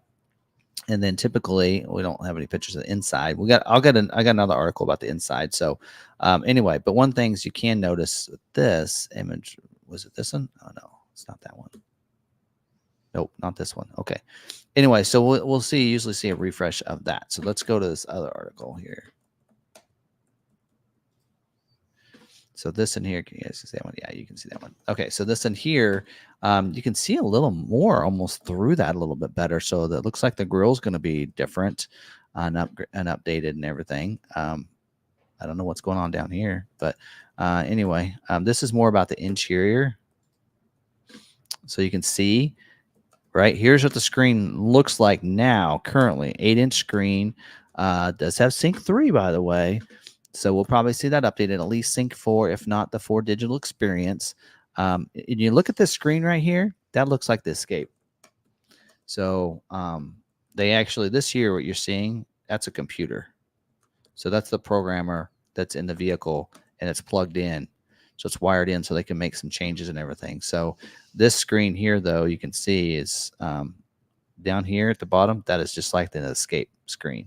So will it get the 13.2-inch screen from the Escape? Can't really see the dash very well through there. There's a better picture. So yeah, that is the Escape screen right there. Pretty much. And then you still can't see that over there, but there you go. So not sure what they're doing with that image because that didn't show us anything. But anyway, so there you go. Pretty cool. I mean, I kind of like that. I mean, some people are like, I've heard a lot of people say, they don't like that Ford's updating all the to bigger screens. Bigger's not always better and that kind of thing. But it's not necessarily that it's bigger, but I like the flow of the screen better when you get to that size. Like Mhm. we drove the Expedition yesterday and on our trip and everything, and we got the 12-inch touchscreen with the Sync 4. And it's so nice having a little extra thing over there to the side. So you have the main screen in the middle, and then you have, like on that one, you could see just that thing is just kind of put on top of it. But what's great is you can then swipe that over. So whatever's over here, you can go boop, and it's over there and go Yeah. back and forth. So we'll see. I actually hope that the Ford Digital Experience gets moved over, but not if it's going to cost us extra money to get Google Play, because now I can just plug my phone in and I get Google Maps. So um, I don't know. Ford, you need to just provide that. No more extra cost, and all that. But anyway, so updated grill, probably bigger screen as we're seeing. Hopefully, for digital experience or Sync 4, one or the other. Um, some other things that I don't know. Oh, was it in that? Was it in that? Let me see. Let's see, was it? Pull that back up. Did I close that? Did it show the vehicle? Okay. Noticed right here, 360-degree camera. So there's a camera under the mirror. So it's going to look a lot like your Bronco Sport, or the Maverick. So I think we're going to see 360-degree camera as well. So that's something that to take note of. I think we're probably going to see as well. There you go. But we'll probably see that too. I don't know. So what are some other things I'd like to see? I'd like to see the 2.0 liter engine available on all trim levels. So right now, Maverick comes standard with a 2.0 liter EcoBoost engine. There's not even a 1.5 option available in the Maverick. I feel like, and that's probably because of payload more than it is anything. It needs that bigger engine. But there are people in the Bronco Sport who would rather see the 2.0 and not have to go all the way up to Badlands. What is it? Badlands an extra $5,000 or $6,000 to go to Badlands? I'm not sure. To get the 2.0. So I'd like to see the 2.0 be available. You know what? To be honest, they probably could just do away with the 1.5. Yeah. I mean, the 3-cylinder engine, 1.5 liter is a 3-cylinder engine. So maybe we should just do away with that engine. But that at least needs to be available on the other trim levels would be nice. Even an option like on the Escape, you have an option between a couple different engines. And some of them, most of them is just a 1.5 liter on the Escape. But then you go up to certain trim levels in the 2.0. But I mean, I don't know. I know a lot of people have asked for that without having to go to Badlands. A lot of people are going to say they want the keypad back. Bring back the keypad, not a dealer installed keypad, but a factory installed keypad. But also, I think the price. I think that price needs to come down. So compare, it's made in the same plant, same hardware, basically same DNA as the Maverick. And you got an XLT EcoBoost Maverick for $28,000. That'd be equivalent to a Big Ben, right? Of course, that's not all-wheel drive in the Maverick. I didn't think about that. That's another $2,000. So now you're 30,000. So I guess I could see that. But I think it's 33 is the cheapest you can get. A Bronco Sport is like 33. But so we'll have to see. I mean, I think they're banking on the Bronco name. So that Bronco name, I think they feel like they can get more money. But there are a lot of people, I think we kind of talked about this, that they're not always looking to Bronco Sport because of that Bronco name. They like the look of it. All right. And they could, even if that thing didn't have Bronco on it, they probably still buy it. Yeah. I mean, it's got a Bronco on the grill and a Bronco Sport on the back. It's got a horse on it. But if you took all that stuff off and then say, hey, without this badging, it's going to be $3,000 less. Most of the people that are driving that would do it. They're not driving the Bronco Sport because it's got the Bronco name on it. I don't know. Not everybody. Some people probably, but the majority, I think, they drive it because they like it. They like the look of it better than an Escape. Yeah. So. Yeah. Dragonicon has comments. All right. Well, you're typing away. I'm talking to Elizabeth. All right. What are some comments? What are people saying? Well, we'll come back up here. My problem with Escape interior is they removed a lot of the tactile buttons. If you're driving or skiing and wearing gloves, you're just wearing gloves because it's cold out. You hate to remove those gloves to touch things on your thing and then have to put them back on before you can go and do other things. Hopefully, you don't need to wear gloves while you're driving, though. I mean, the first couple of minutes getting it, I forget to preheat my car. My Maverick did it for me. My van did it for me. I could maybe get around that. He said, I think adding Sync 4, the new FDE infotainment system, is important for Bronco Sport, but if it means losing the physical buttons, not jazzed. Well, they're bringing more into that. Yeah. I'm okay with it because it's all located under there, and I guess I had it on the Lightning, and it wasn't a big deal to me not having those. I don't know. People are saying it looks less like Bronco Sport or Bronco and more like Escape. A small Escape. The old Escape, yeah. I want that look. There's some other things I can't really comment on about the Bronco Sport just because I've seen it, and if I say something, then I'll be in trouble. Yeah. So, but let's just say they want to earn the Bronco name. That's about all I can say. So there might be something coming. Well, we know there is, and typically there's either a package or something like that. I don't know if Heritage Edition is going to go away. I assume so. Will freewheeling be just a 1-year thing, or will it be available next year? Yeah. But I think that we'll see a new package. Montauk's I'm pretty sure I saw a hybrid battery on a few of those pics. A lot of people wanting a hybrid. Now, the question is then, if Bronco Sport gets a hybrid and being 4x4 standard 4x4, does that mean the Maverick will have an all-wheel drive hybrid version? Ooh. See, those are the two things I think that people want to go hand in hand. Let's see a hybrid. Let's see an all-wheel drive hybrid. Which you have. I mean, you have all-wheel drive Maverick or Escape hybrid, right? Yes, but that's not made in Hermosillo. No, but the technology is there. It's on the same platform as right. Escape. So it is feasible that it could happen at some point. Yes. I think they know people want it, and so I think they're trying. So whether or not we'll see it in 25 for these vehicles, whether or not we'll see hybrid.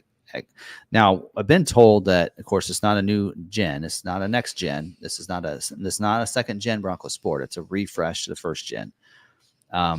So will we need to wait till second gen Bronco Sport to see a hybrid?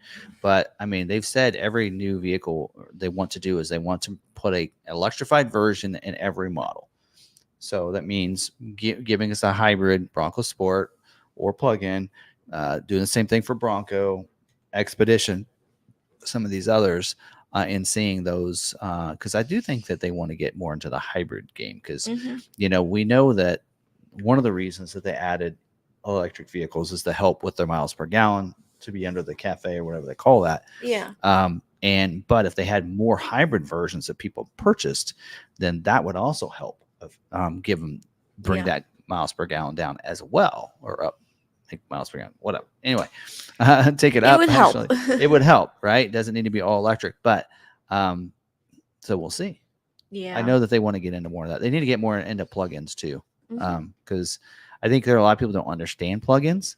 I think a lot of people see that there's a plug right there, and they think it's all electric, and they don't understand how that works. Well, and then they also, a lot of people, I heard someone say, what was it? I don't want. They're talking about hybrid, just plain hybrid, and having to plug it in. And I'm like, no, nope. Hybrid is not a plug-in. If it's plug-in hybrid, that's a different thing. So, but I think they need to get into plug-in hybrid to get that next step to electric. Yeah, I'd say what a lot of these people need to be educated a little bit about hybrid, plug-in hybrid, and electric, and how it all works. And such, so yeah. And I think people need to understand too is that just because you're all electric or that you're plug-in or whatever, that it doesn't mean that you've helped the environment much. Because to be honest, a lot of these electric vehicles, a lot of people are charging them at their house. That's being powered by the grid that is powered by coal. So technically, you actually haven't helped the environment as much as you think. Yeah. And then also the minerals needed for those batteries, we could talk about that. You could have an old episode on that as well if we wanted to. Isn't the way the way Yeah. they're getting the way they get the minerals is not always the best either. So, hmm Well, and so electric plug-in or the chargers, I think I heard somewhere that, they aren't helping the environment because some of those chargers run off of diesel. I don't know. So you have to think, what are we using to get this electricity?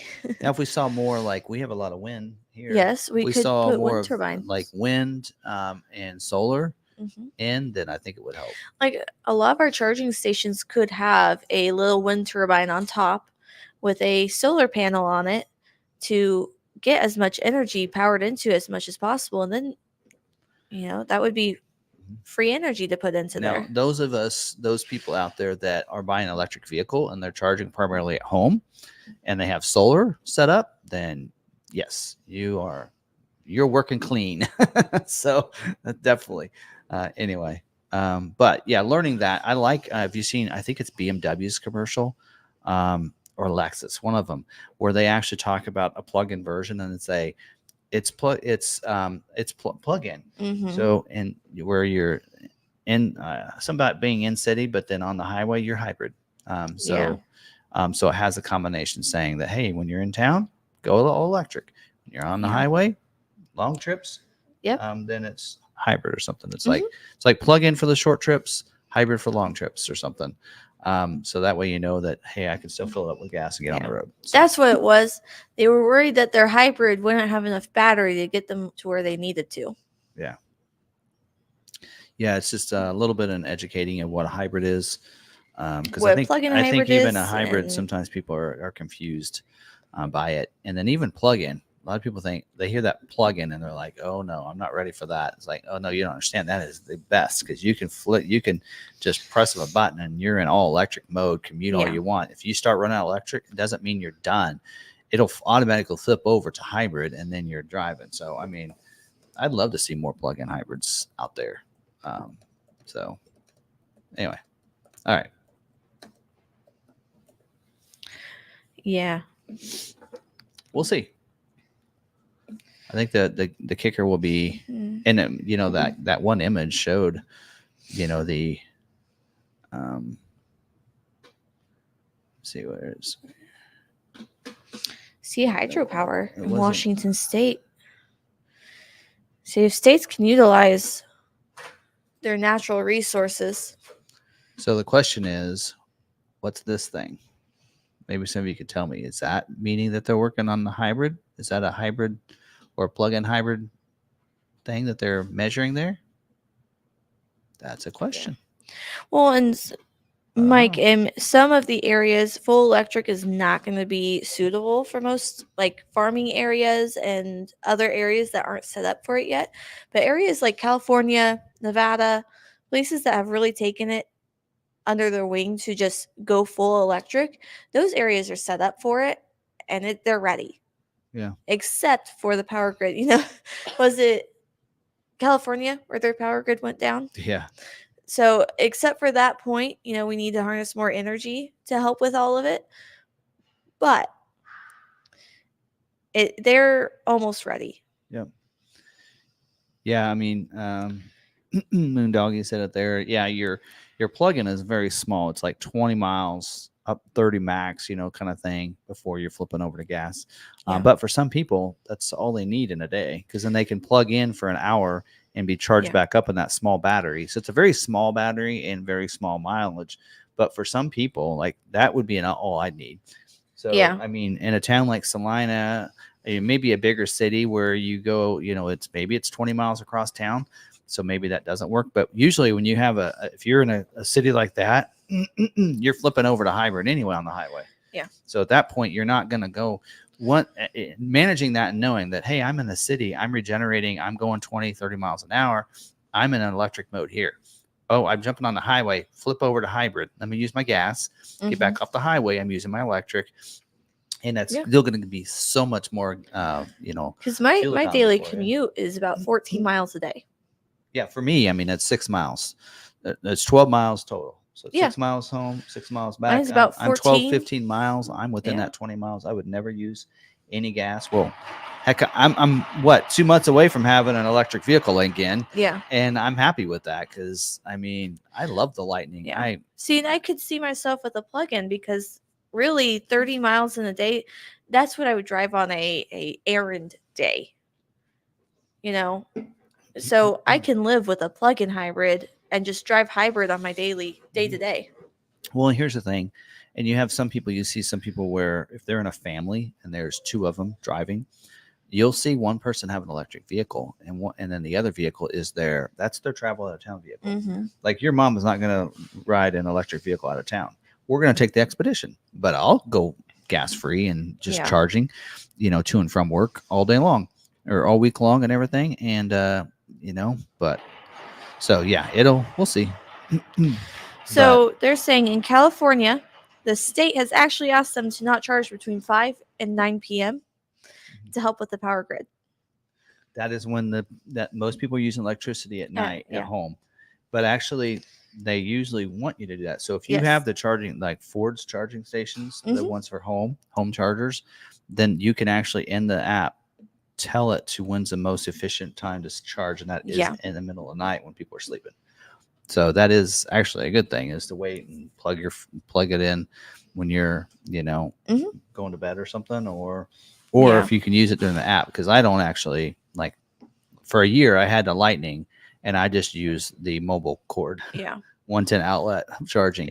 So like if I plugged mine in with the mobile 110, they wouldn't know it that was an electric vehicle I'm charging. There's no way in the grid they'd be able to see that because it's not enough juice going to it. It'd be any different than my stove or a range or refrigerator or anything else like that, because it was not getting enough. Now when you go to going to that 240 and you're getting 40 amps, then they're going to be able to tell that you're using it and such. But so that's a different situation. But usually with that app, you use that system, then you can program it to do it at night.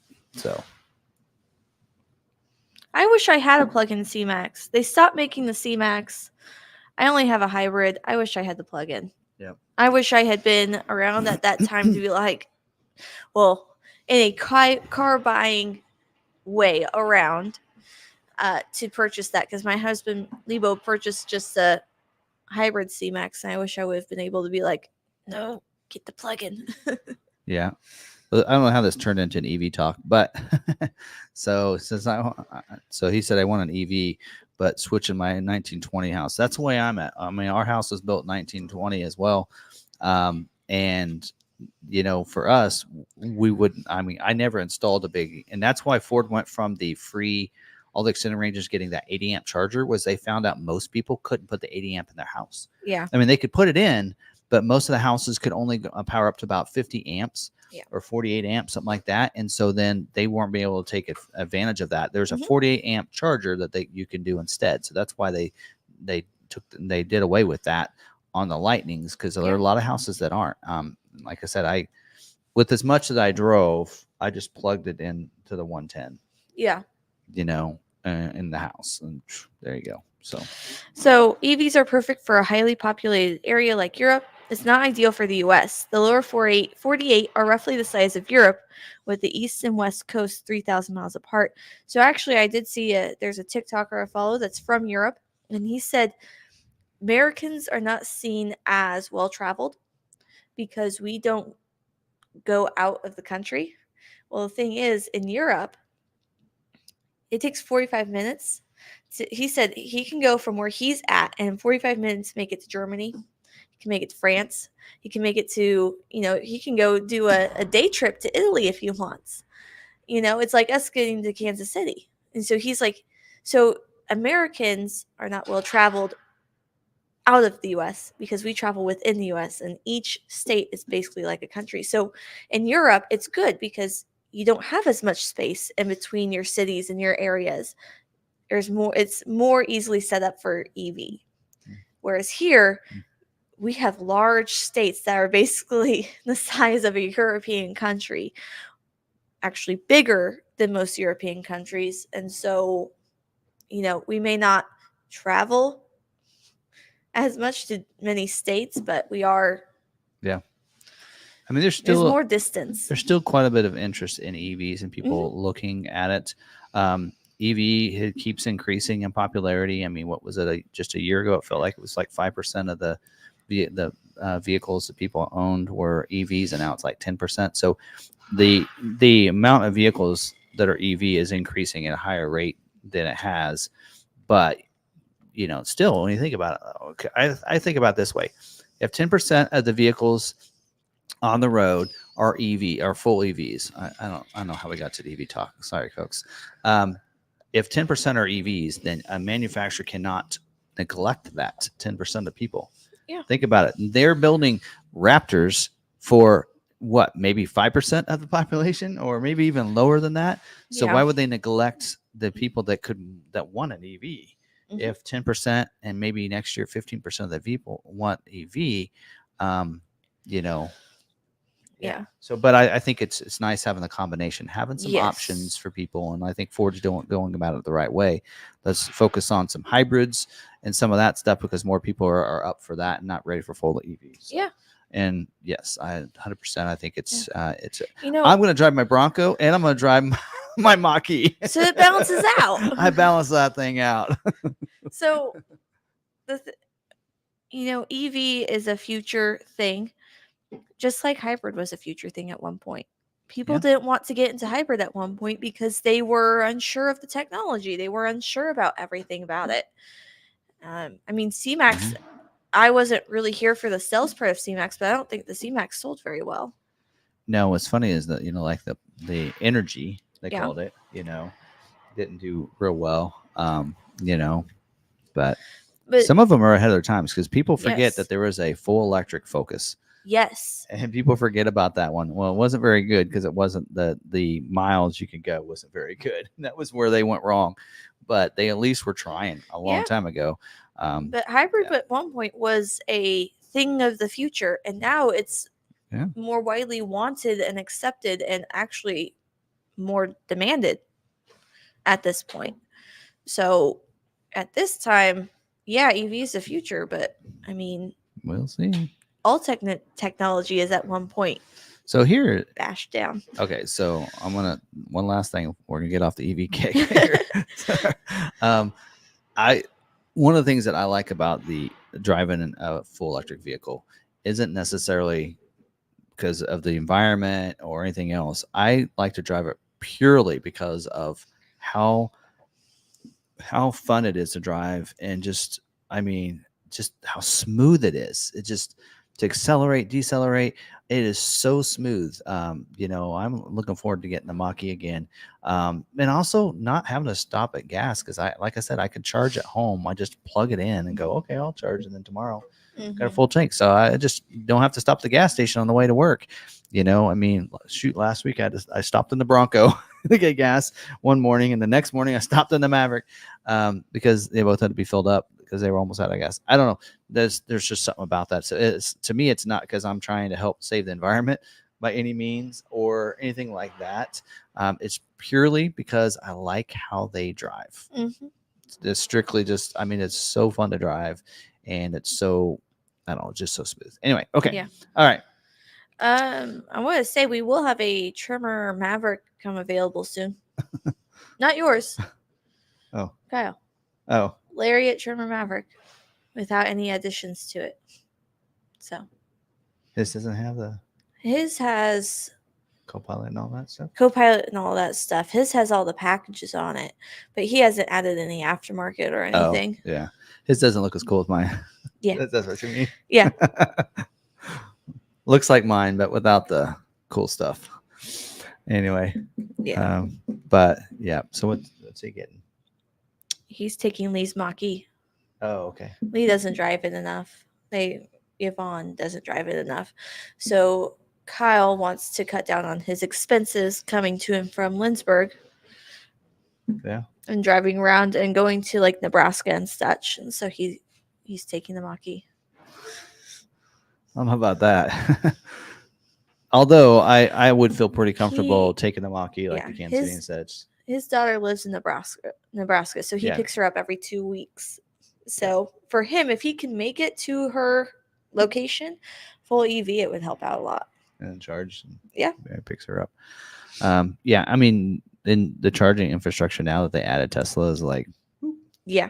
you know, like there's like 2 or 3 Tesla places on the way to Wichita or Yeah. Kansas City now, right? And Yep. you have the rest areas between Lawrence, one by Yes. Topeka, one by Lawrence that Yeah. are both Tesla. Yeah. So you could stop there and You charge. don't even have to go into town anymore. And they're faster charging because the Yes. other ones that are there are like 60 amp, and Uh-huh. those are like 100. And they'll be they're more than that, but I think will only take like the Mach-E will only take like 125. Or something like that, maybe 150. But you know, I'll have extended range. So I Yeah. think my range is like 300. How far is it to Kansas to the airport? Like 250? I don't know. Yeah. So Somewhere in there. as long as I don't go in the wintertime, it should be okay. So anyway. All right. Not everybody's willing to slow down and take the time. So someone's asking, if I buy a plug-in hybrid but decide not to plug it in, can you use it as a standard hybrid with the larger battery? Yep. I mean, it basically just functions like a regular hybrid at that point. And yeah, so Yep. I mean, the better, the more you regenerate, and you could actually probably charge that battery up higher, you know, then you could use it, and you could use it at certain points in all electric if you want to, and then go to hybrid, and then it's going to start charging that battery. I don't know if it actually charges the battery. I don't know if it goes that way or not without plugging it in. I don't know, but I mean, really, people don't realize with those plugins, you could plug it into your house in just a regular outlet, like right outside the house. Like we have, Yeah. Jeff has his plugged into that little one that we have by the grill, right? He just plugs it in on the deck once a week. And like, if you have a plug-in, you could plug it in one night for an hour, and you'd charge that battery up, and then you could use it, you know, like I said. Anyway, yeah, but you don't have to. You can take a plug-in hybrid, and you could just drive it like a hybrid easily. So, Yep. Yeah. Anyway. All right. Anyway. Back to Bronco Sport. Any other words about Bronco Sport? Hopefully it gets a hybrid, since we did all this talking about hybrids and plug-in hybrids and electric. Hopefully we see a hybrid and a Bronco Sport. We'll see. I know they got to try to compete with Jeep. I know we'll see if Bronco does this. And I haven't really seen any spy photos. So I don't know if we're ready to talk 25 Bronco, if there's any changes, but we might do Expedition next. So someone did say that freewheeling that is on the lot, the free Bronco Sport freewheeling, like that has your name all over it. Yes, except You like the blue one better. I like the blue. Which is through Ford Performance. They said will be available like this year, and we haven't seen it available yet. No. Well, I guess we'd have to talk to Blake and them and see if that's. What I'd also want to see if they're bringing a hybrid Bronco Sport, because I'd want the hybrid. I will say, okay, hybrid's great, but if you're like want for performance, I think like drive the EcoBoost versus a hybrid. Like we actually had some people. So we know on the Maverick, it was a lot easier to get an EcoBoost for a while. So there were people that ordered a hybrid, and then they were able to take delivery of an EcoBoost. They ordered both an EcoBoost and a hybrid, knowing the hybrid's going to take a while. They got the Maverick EcoBoost and they drove it. And then when their hybrid came in, they came and drove the hybrid and said, I'll stick to my EcoBoost. Yeah. I mean, because they just love how it drove versus the other versus the hybrid version. So it drives differently. So someone asked, what about a Tremor Bronco Sport with a 2.3 EcoBoost? People are throwing that out there, the 2.3, because it's rumored that the Maverick will get it in an ST version, whether they put a 2.3 in a Bronco Sport. So, yeah. I mean, we see in the Bronco it has a 2.7 liter and the 2.3, and a lot of people like 2.7 all day long. But like for me, I have a 2.3 liter. I don't feel like I'm that I don't have enough power on the highway. So I flipped that thing to sport mode, and let me tell you, of course, I do have the Roush cold air intake on mine. I don't feel like I'm missing the 2.7. Yeah. And I think the same way with a Bronco Sport. And then when I go off road with mine, I don't miss a 2.7 when I'm going off road. Yes. You don't need the 2.7. I'm not racing down the Baja, right? I don't live in that area. But again, to each their own. So some people are doing that. Yes. And they would want a 2.7.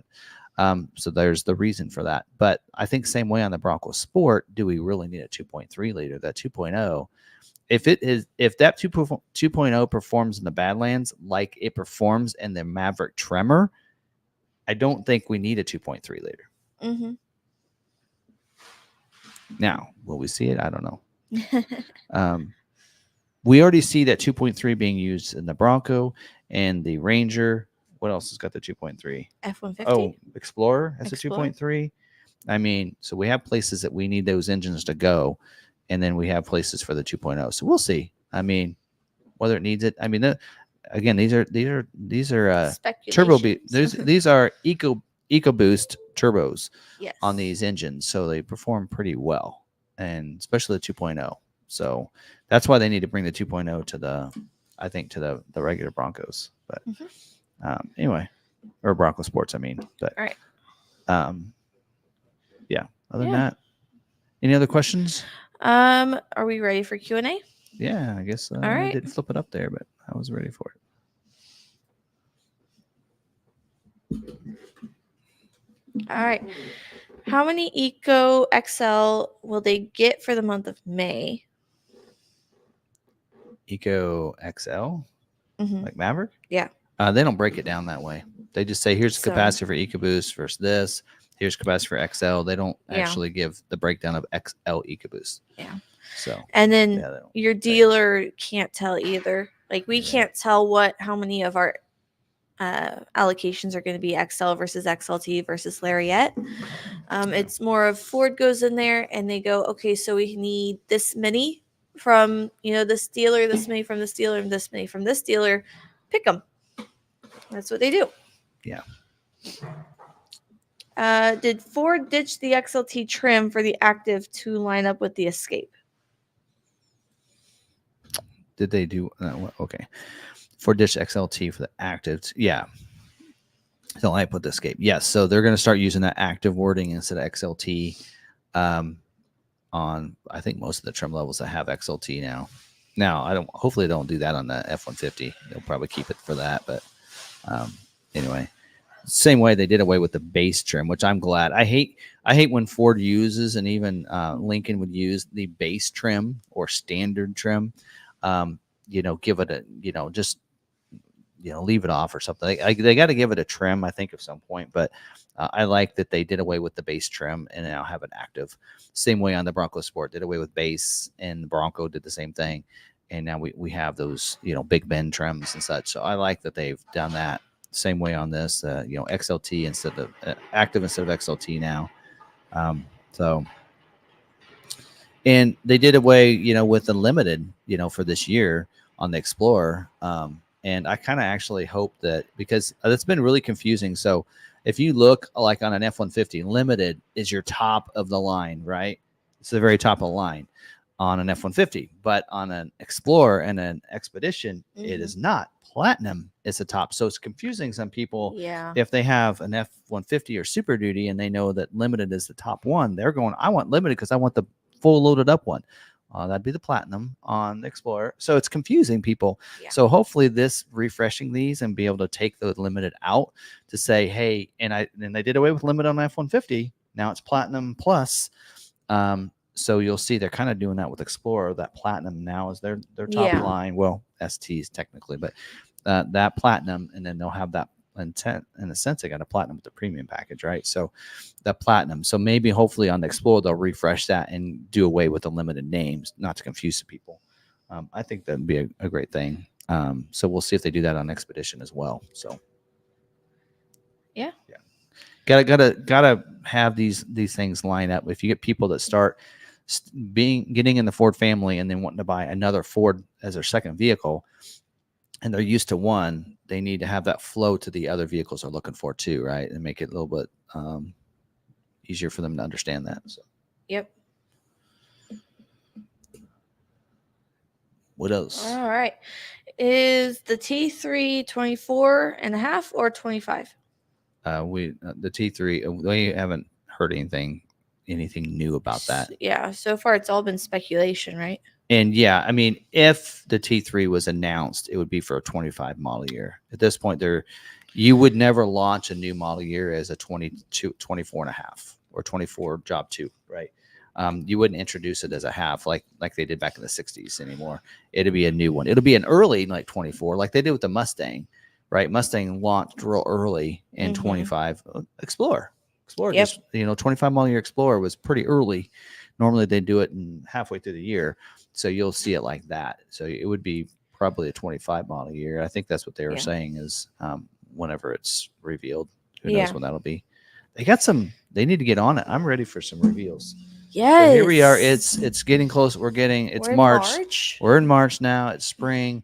I mean, we have. want to see We it still have all. four more refreshes for 25 model year. We see a T3 supposed to be introduced. Let's go. Let's space these things out. Yes. I need video coverage for the next one. That way we can talk about one for a month. We can talk about another one for a month. Yes. Right. Anyway. I am disappointed that you can't order running boards on the STX F-150. I have to get them in a package. I guess Ford wants you to have the dealer installed and pay double the price. That's to help streamline the process. Yeah, I still think it should be. I agree, though. It still should be. You should be able to add a running board instead of being part of the. I do know that what running board's part of, like even on XLT in a package, I think. Yeah. So. And I think sometimes they're thinking, oh, most people just get it, so let's just put it in this package and make it part of it, kind of like that spray and lid liner, which whatever. But yeah, I don't know. Yeah, I mean, it still should be. There's a lot of things. I still think STX should have a height adjustment to the seat as well. STX, a lot of people could just go with STX on an F-150 and be really happy, but they need that height adjustment, right? Not necessarily a power seat, just a height adjustment, and they don't. But I will tell you this: the STX used to sit a little bit higher in 23. It's about perfect in 24. Yeah. That was one of the biggest complaints from the GM, was that he goes, I could go with STX, but because of how tall he is, then he can't. He's seeing the visor and he can't really see through. But he said this year's 24 is like, oh, actually, that's perfect position for me. So he can. So they've, I think, at least positioned it right. But yeah, the height adjustment would be nice because some people are taller or shorter and they kind of need that height adjustment and could go with an STX. Yeah. So where do we get our build schedules? Build schedules. You mean like our information? Information about when your build schedules is, that'd be from your dealer. Yes. Or your email. You might get an email from Ford. Or the constraint list when things are planning to schedule, stuff like that. We are a Ford dealer. You mean like what I go through? Yeah. Like tonight? Yeah, all the dealers get those. You can't get those online. Well, if you go to certain forums, some of them will put them online. They'll link them. So depending on what model you're on, you might be able to find it. Find the different forums. I know Maverick Truck Club, Broncos. I actually don't think they do it on Bronco Sport.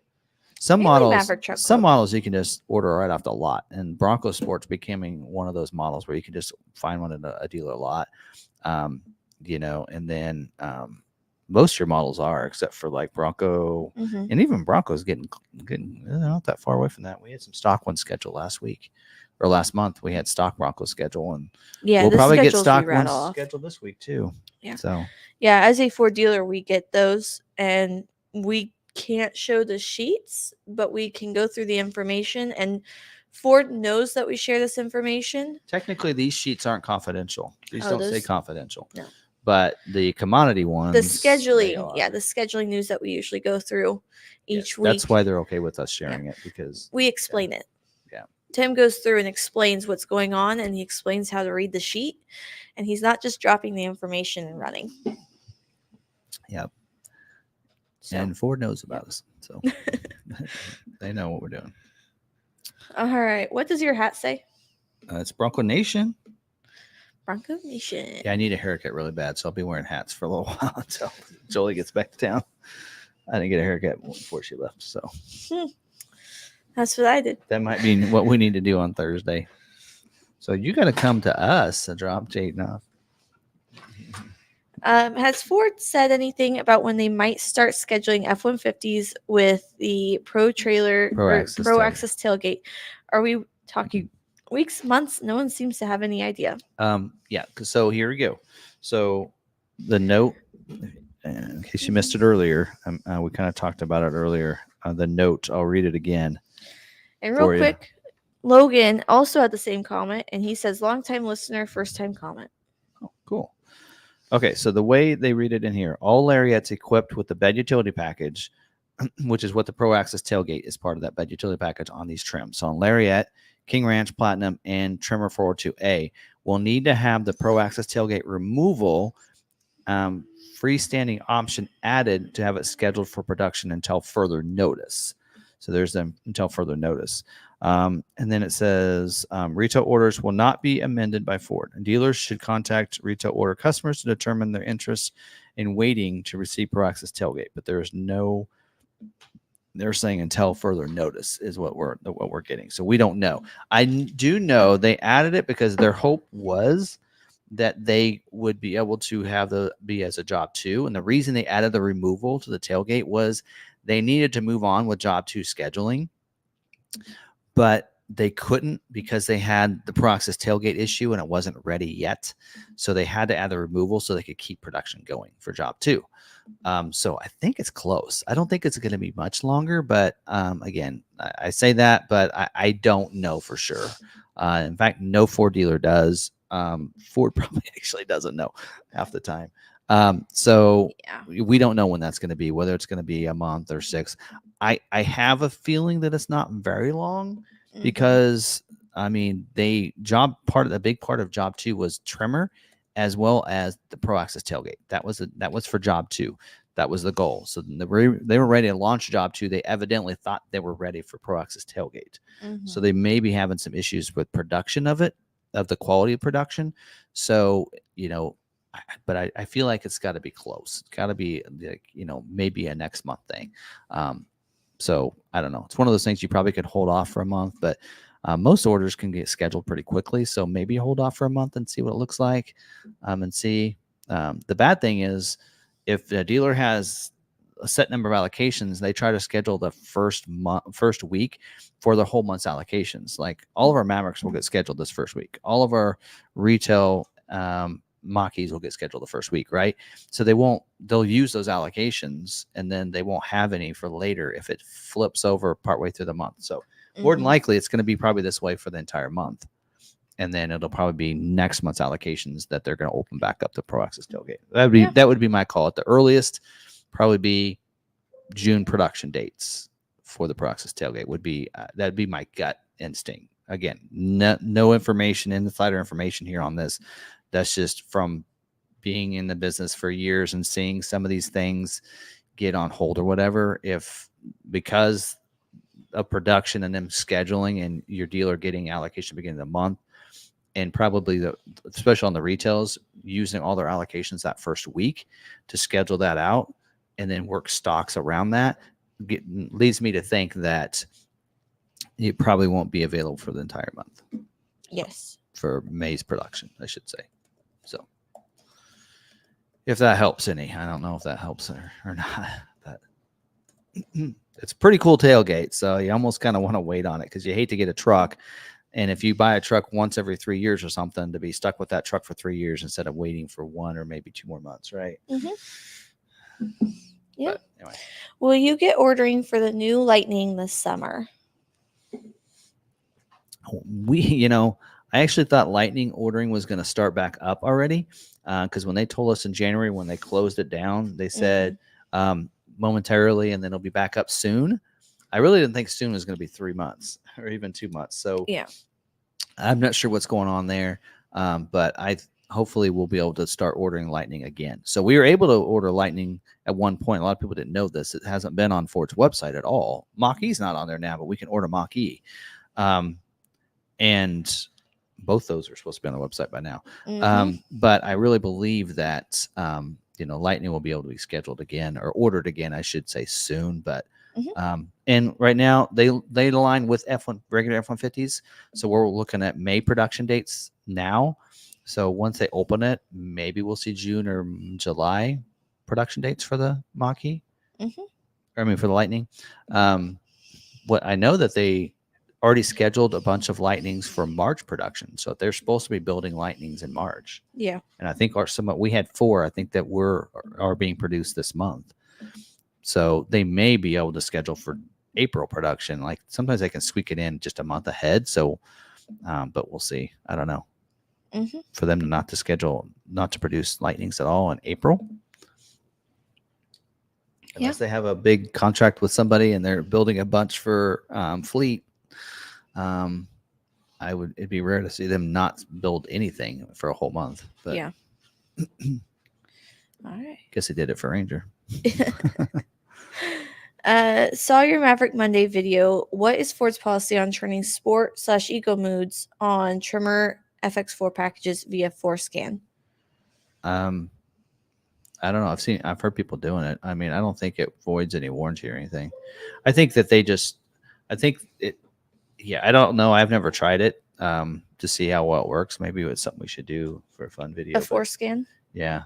Adding those modes? We have it in there. Maybe we should get with them and see if that's something we can do and should do a video on it. But I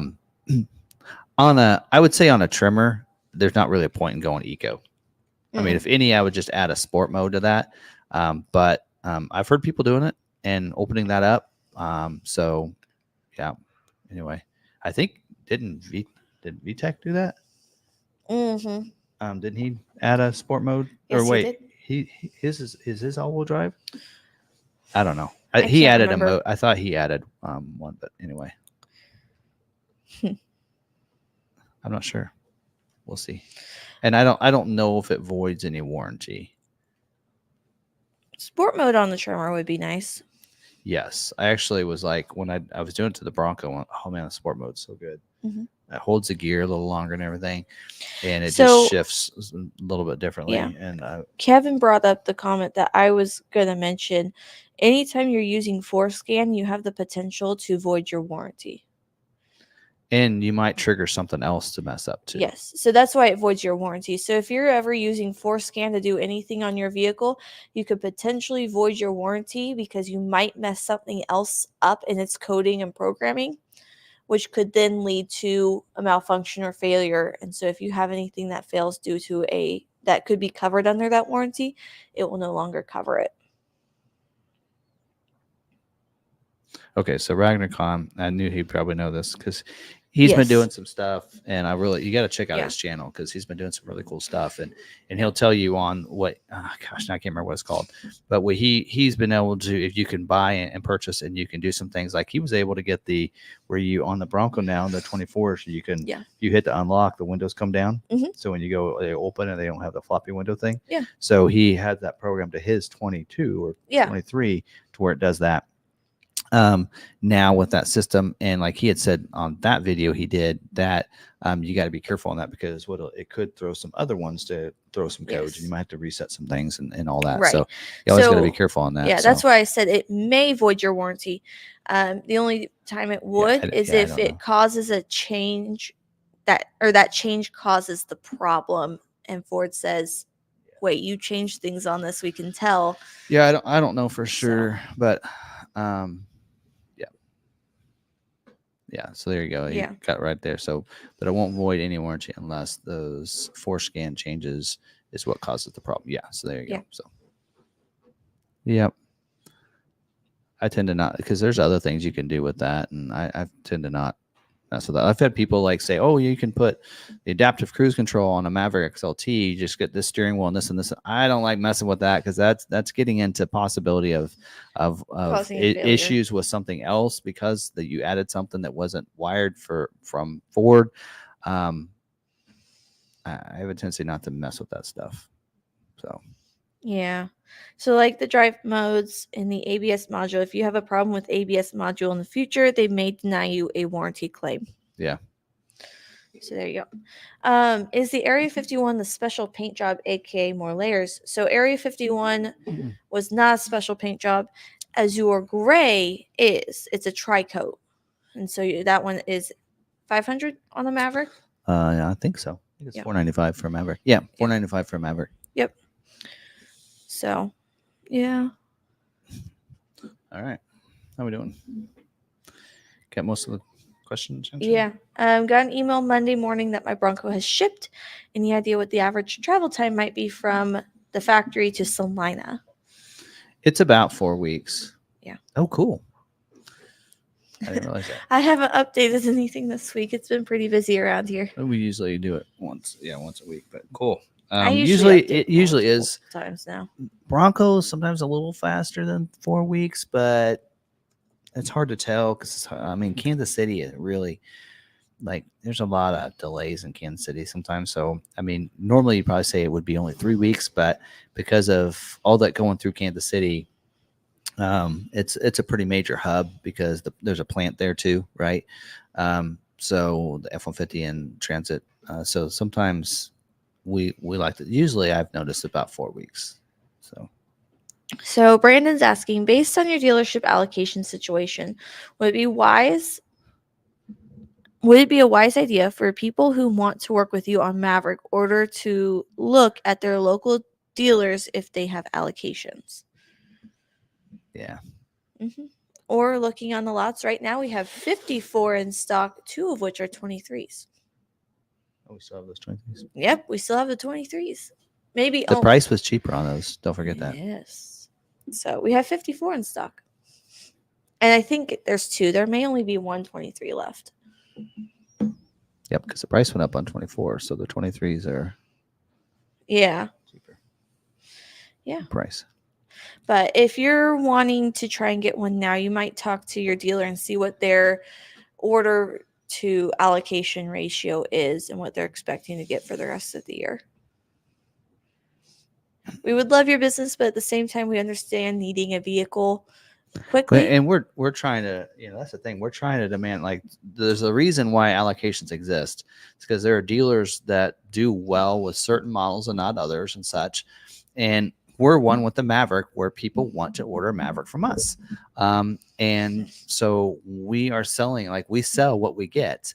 And so we want the allocations. There are dealers that are, for one, there are people that don't want, like, there are so many dealers out there still on the Maverick because they don't get too many. They're marking them up, and I'm like, like we're telling them, like, we're selling ours at MSRP. EcoBoost under MSRP, we're helping people out. We may have more allocations and we might have more stock than some dealers. I know there's a local dealer that isn't really happy with us because we have stock vehicles and they're upset because they're not getting many. It's because we're selling them and we're selling them and Ford and you sell them, you get them. That's how the allocation system works. There's a reason why, we got a lot of Super Ds, a lot of F-150s because we turn them. It's called you turn and earn. So we turn them and we earn them, the allocations, because we sell them and we can sell them right. And, they can be upset with us, but we're the one that, we're one of the few dealers that when Ford launched the Maverick, a lot of dealers didn't think it was going to be a big deal, and they knew it wouldn't make them a lot of money. They knew there wasn't be much markup, so they didn't focus on the vehicle. I'll keep focusing on F-150 and Super D. That makes me a lot of money, and they sell well, and I won't worry about Maverick. It's going to be the little escape that only get a couple units a month. Yeah. And then it blew up, and then early on, because people couldn't get them, and dealers were marking them up, and people were buying them with a $5,000 or $10,000 markup. Then all of a sudden, dealers wanted them. I want that $10,000 profit or that $5,000 profit, and then all of a sudden, everybody wanted one. Well, we jumped on it when we were still selling at MSRP on orders, and we were taking orders, and we were helping people legitimately, even though we weren't making a lot on them. And that's why people wanted to work with us, is because we were transparent, we were honest, and we helped customers that could afford this vehicle instead of just focusing on the customers that made more and were willing to pay twice as much for an F-150. So, there are dealers out there, and you got to admit it, there's sales guys out there too that they want to focus on the customer that they're going to make the most money on. Oh, let me go. This guy's looking at an F-150. All right, I want to focus on that guy than the person on the Escape that we don't know if they can get financed or not. You don't do that. I mean, I remember as this early salesperson, I went and talked to a customer no matter what they look like or whether, and didn't prejudge anybody. And you still to this day, you kind of see that. And that's, we did not do that. What's crazy is you can't do that anymore. Because, as I've seen in videos, some of the richest people are dressing not the nicest and not buying the nicest cars. No. And you're seeing the youngest people who don't look like they would have any money to their name have all the money. Yeah. So you can't do that anymore in Yeah. today's So there people. are some dealers within our region that are upset. Why are they getting so many Mavericks and we're not? Well, you didn't pay attention to Maverick when Ford said, "Hey, you can order these," and even our region said, "Just go ahead and order them, and we'll get the allocations to you." And Yeah. so okay, so we did, and we didn't. And there are actually there's another dealer within our region that discounted theirs below invoice on the Maverick, and we still took more orders than they did, Yeah. because people wanted to work with the dealer that was putting out all the information. And Yeah. so why would you not So not give that dealer those Yeah. allocations? If But they're earning them, they're turning them, keep you giving have them to talk about allocations. why people want to purchase from us. It's because we aren't marking them up. And the ones that we do mark up are on our lot, not our ordered vehicles. Nope. So people want to order with us because we aren't marking up the ordered vehicle, while some dealers are requiring junk fees or requiring hidden fees that they aren't telling you about, or they're saying, "Oh, no, you have to pay for the ceramic." And they may not be putting the ceramic on, or other things. People are charging $15K over for a first edition. Yeah. So they want to order with us because we're transparent. We're trying our best to get the vehicle to the people without a huge markup when they're custom ordering it. Yep. So anyway, but so maybe if your dealers weren't charging things over well, them, and use us. I mean, feel free. I mean, if you have a local dealer, and they have a Maverick on their lot, and they're over MSRP, and say, well, I can get one from, along McArthur in Salina, Kansas. They're doing MSRP, and they'll even pay for the first $1,000 of my shipping. Use that to your advantage with your local customer and say, I want to keep my business local to you. Yeah. But you got to match what they're doing. Yeah. Right. And I mean, I can, just like with me, here I am. I mean, of course, I'm going to Iowa to buy a camper. Now, there wasn't one closer at a more expensive price. I didn't go there just for the price, but it happened to be the closest one too. But I'm going to drive to Iowa to get a camper and drive it home, or unless somebody wants to pick it up, and I'll pay them. Throwing that offer out there a second time. Anyway, but yeah, I mean, I don't know. Throw that out there, but yeah. Yeah, and sometimes the people that you treat nicely and you help them get their vehicle, they may have like 5 family members that need a vehicle. They may know someone that has a fleet of vehicles that, needs a dealer. You never know who you're talking to or who the person you're talking to, what their connections are or could be. Keith. There are some people that may not agree with you, Keith. Some people think Kansas is pretty boring, including me. I love Kansas. I'm like, okay, 3 hours to get me to Colorado. Then I got beautiful mountains I can see in the background as I get closer and closer. See, and I love Kansas. I'm just allergic to it. How's the honey going? Great. Has it been helping? Yeah. I found a local honey place, and I've heard of local honey places from like neighboring towns. I'm like, no, that won't do. And I found a lady who lives a few blocks away from me, and that's where her bees live. And so I'm like, that's the best I'm ever going to get. And it's actually been helping. Less sniffles, less that's what they say. Headaches. Tablespoon a day. Yep. And I add lemon, and I do a hot lemon honey water. That's how I drink it each day. Yeah.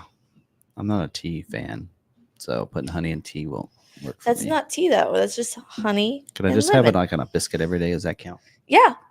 As long as you're I'm in. As long as you're getting a biscuit for breakfast every day with honey. You can even just eat a tablespoon of honey.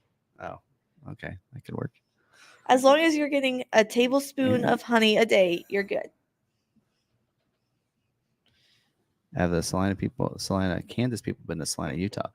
I probably was close. I went to Moab. How close is Moab to Salina, Utah?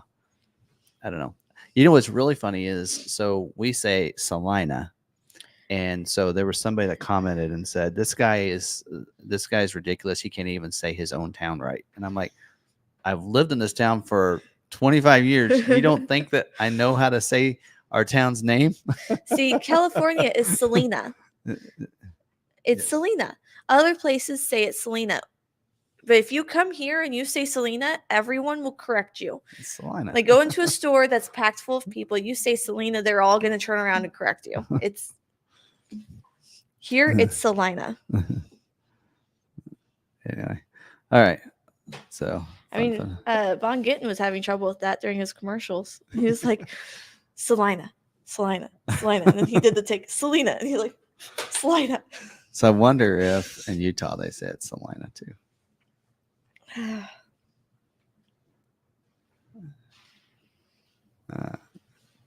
If you kept driving on I-70 past Moab, you would have run into Salina. So is Salina, Utah on I-70, just like Salina, Kansas? Sounds like it. Yeah, you stay on I-70. You go clear through Colorado, I-70, and it goes almost right into Moab. I mean, it goes north of Moab, but yeah. So there you go. Anyway, all right. Okay. It's always fun, but we probably need to call it. It's getting late. We were here late last week. Yes. Yep. All right. Okay. Not Prescott. Prescott.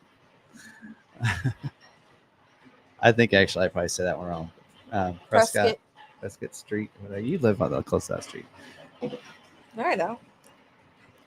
Kind of. You're what, a half a block from that, or? It's down my street. Yeah. All right. Anyway. All right. I think that's it. My road. My Any street last name's questions? fun to say. It's fun to. Yep. All right. Well, appreciate everybody. Yeah. Join us tonight. There is also a Salina in Colorado. Except that one's Salina. I do know that. Is that the one that's by? No, that's Salida. Oh, Salida. I think they say it's Salida. No, I kept hearing everyone say Salida, but they might say Salida. You're right. That was in Salina, California. All right, so we gotta hit every Salina in the United States. Just if you put it into Google Salina, then you'll have all the different options will show up down below. There's one in Oklahoma. Yep. Actually knew about that one. Okay. Well, we're about ready to leave from Salina, Kansas. Call it a night. Yeah. All right. Thanks everybody for joining us. Hope you guys were at least entertained a little bit, or if not educated, or hopefully both. And appreciate you guys joining us and taking the time out of your evening instead of watching FBI, which is what I usually like to watch on Tuesday nights. Is that your newest one? Oh, they have the 3 on Tuesday nights, so I watch them Wednesday night instead. Gotta love DVR. Have you been getting back into Criminal Minds? Well, I watched all those shows, all the NCIS, Criminal Minds. Yep, I watch all those. Well, yeah, I used to watch them with you. Yeah, I like the new season, so. When I get into that, members, maybe we'll talk about that. What shows do we like to watch? I'm into the crime shows. So. I grew up watching crime shows with you. Yeah. So much to mom's dismay. Probably one of my favorite show of all time for I don't know how many years was 24. I love that one. I would sneak to the edge of my bedroom, go to bed. Yeah. Anyway, all right. So, all right. But anyway. So yeah, but appreciate you guys doing that instead of watching whatever is on that you might want to watch, or even a game. I miss the KU basketball game almost every Tuesday night for our live stream. So I need to call them and say you all need to schedule your game some other day. Anyway, but there you go. All right. Well, thank you for watching us, and if you're watching it recorded, thank you for watching that as well. Appreciate it. And other than that, hopefully we'll get some videos for you guys this week. And I know we're trying to get, I still need one more Explorer video, and I need to do the F-150 trimmer video. So hopefully we'll get those recorded for you guys as well. And then, yeah, if you have some good Maverick Monday video ideas for us, let us know. We'd love to. Yep. So I got one idea, but I need to do a little research on it first. Yeah, I need to do a lot of work to get that one. All right. Anyway, Yeah. okay. Well, thank you guys for watching, and hopefully see you guys next week. And members, see you guys Friday. Yep. Till then, don't forget to stay positive, be kind to one another. And be kind to yourself. We'll see you later.